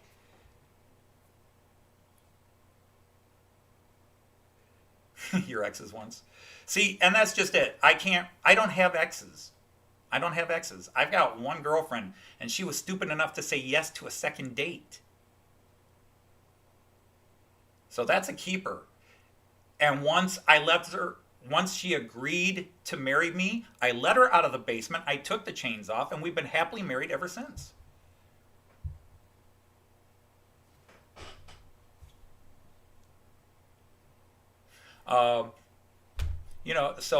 When we talk about all the negativity, because that's what we tune into. We're the people that turn and say, wow, there's a bad accident. I wonder how mingled those corpses are. Oh, that's gross, but I want to look more. So the news shows only the bad, and we are ignoring the good. Your neighbor that you hate because they got a different political agenda than you, those people you hate because they're gay or whatever, whatever. They did good things today. You did good things today. You came and hung out with me for 3 hours, and you laughed at some of my stuff. You posted some nice comments. You made me feel better about myself today. That's what I'm about. And that's what I like. So on that note, this 3-hour marathon, I'll never hear the end of it from Heath. You went 3 hours. I'm going to say thank you all for coming out. Hopefully I haven't offended anybody with my last few rants here. Like I said, I told you at the beginning, I was wound up today, so it was bound to come out. Well, that's what I do. I watch old movies and favorite movies and comedies. I watch comedies. I don't want to see a drama. Real life is a drama. When I watch TV, I want to laugh. So I watch comedies, and I tend not to watch modern comedies because what people today necessarily find funny is not what I find funny, but you know what I find funny because you're seeing the crap I put up. So anyhow, thanks everybody for coming out again. Hopefully I'll see you all again next Friday with episode 10 of Matt Clarke. I'll be posting episode 9 a little later separately if you find it easier to watch that way. Otherwise, I'm going to say to all of you, auf Wiedersehen and Tschüss and happy trains to all of you.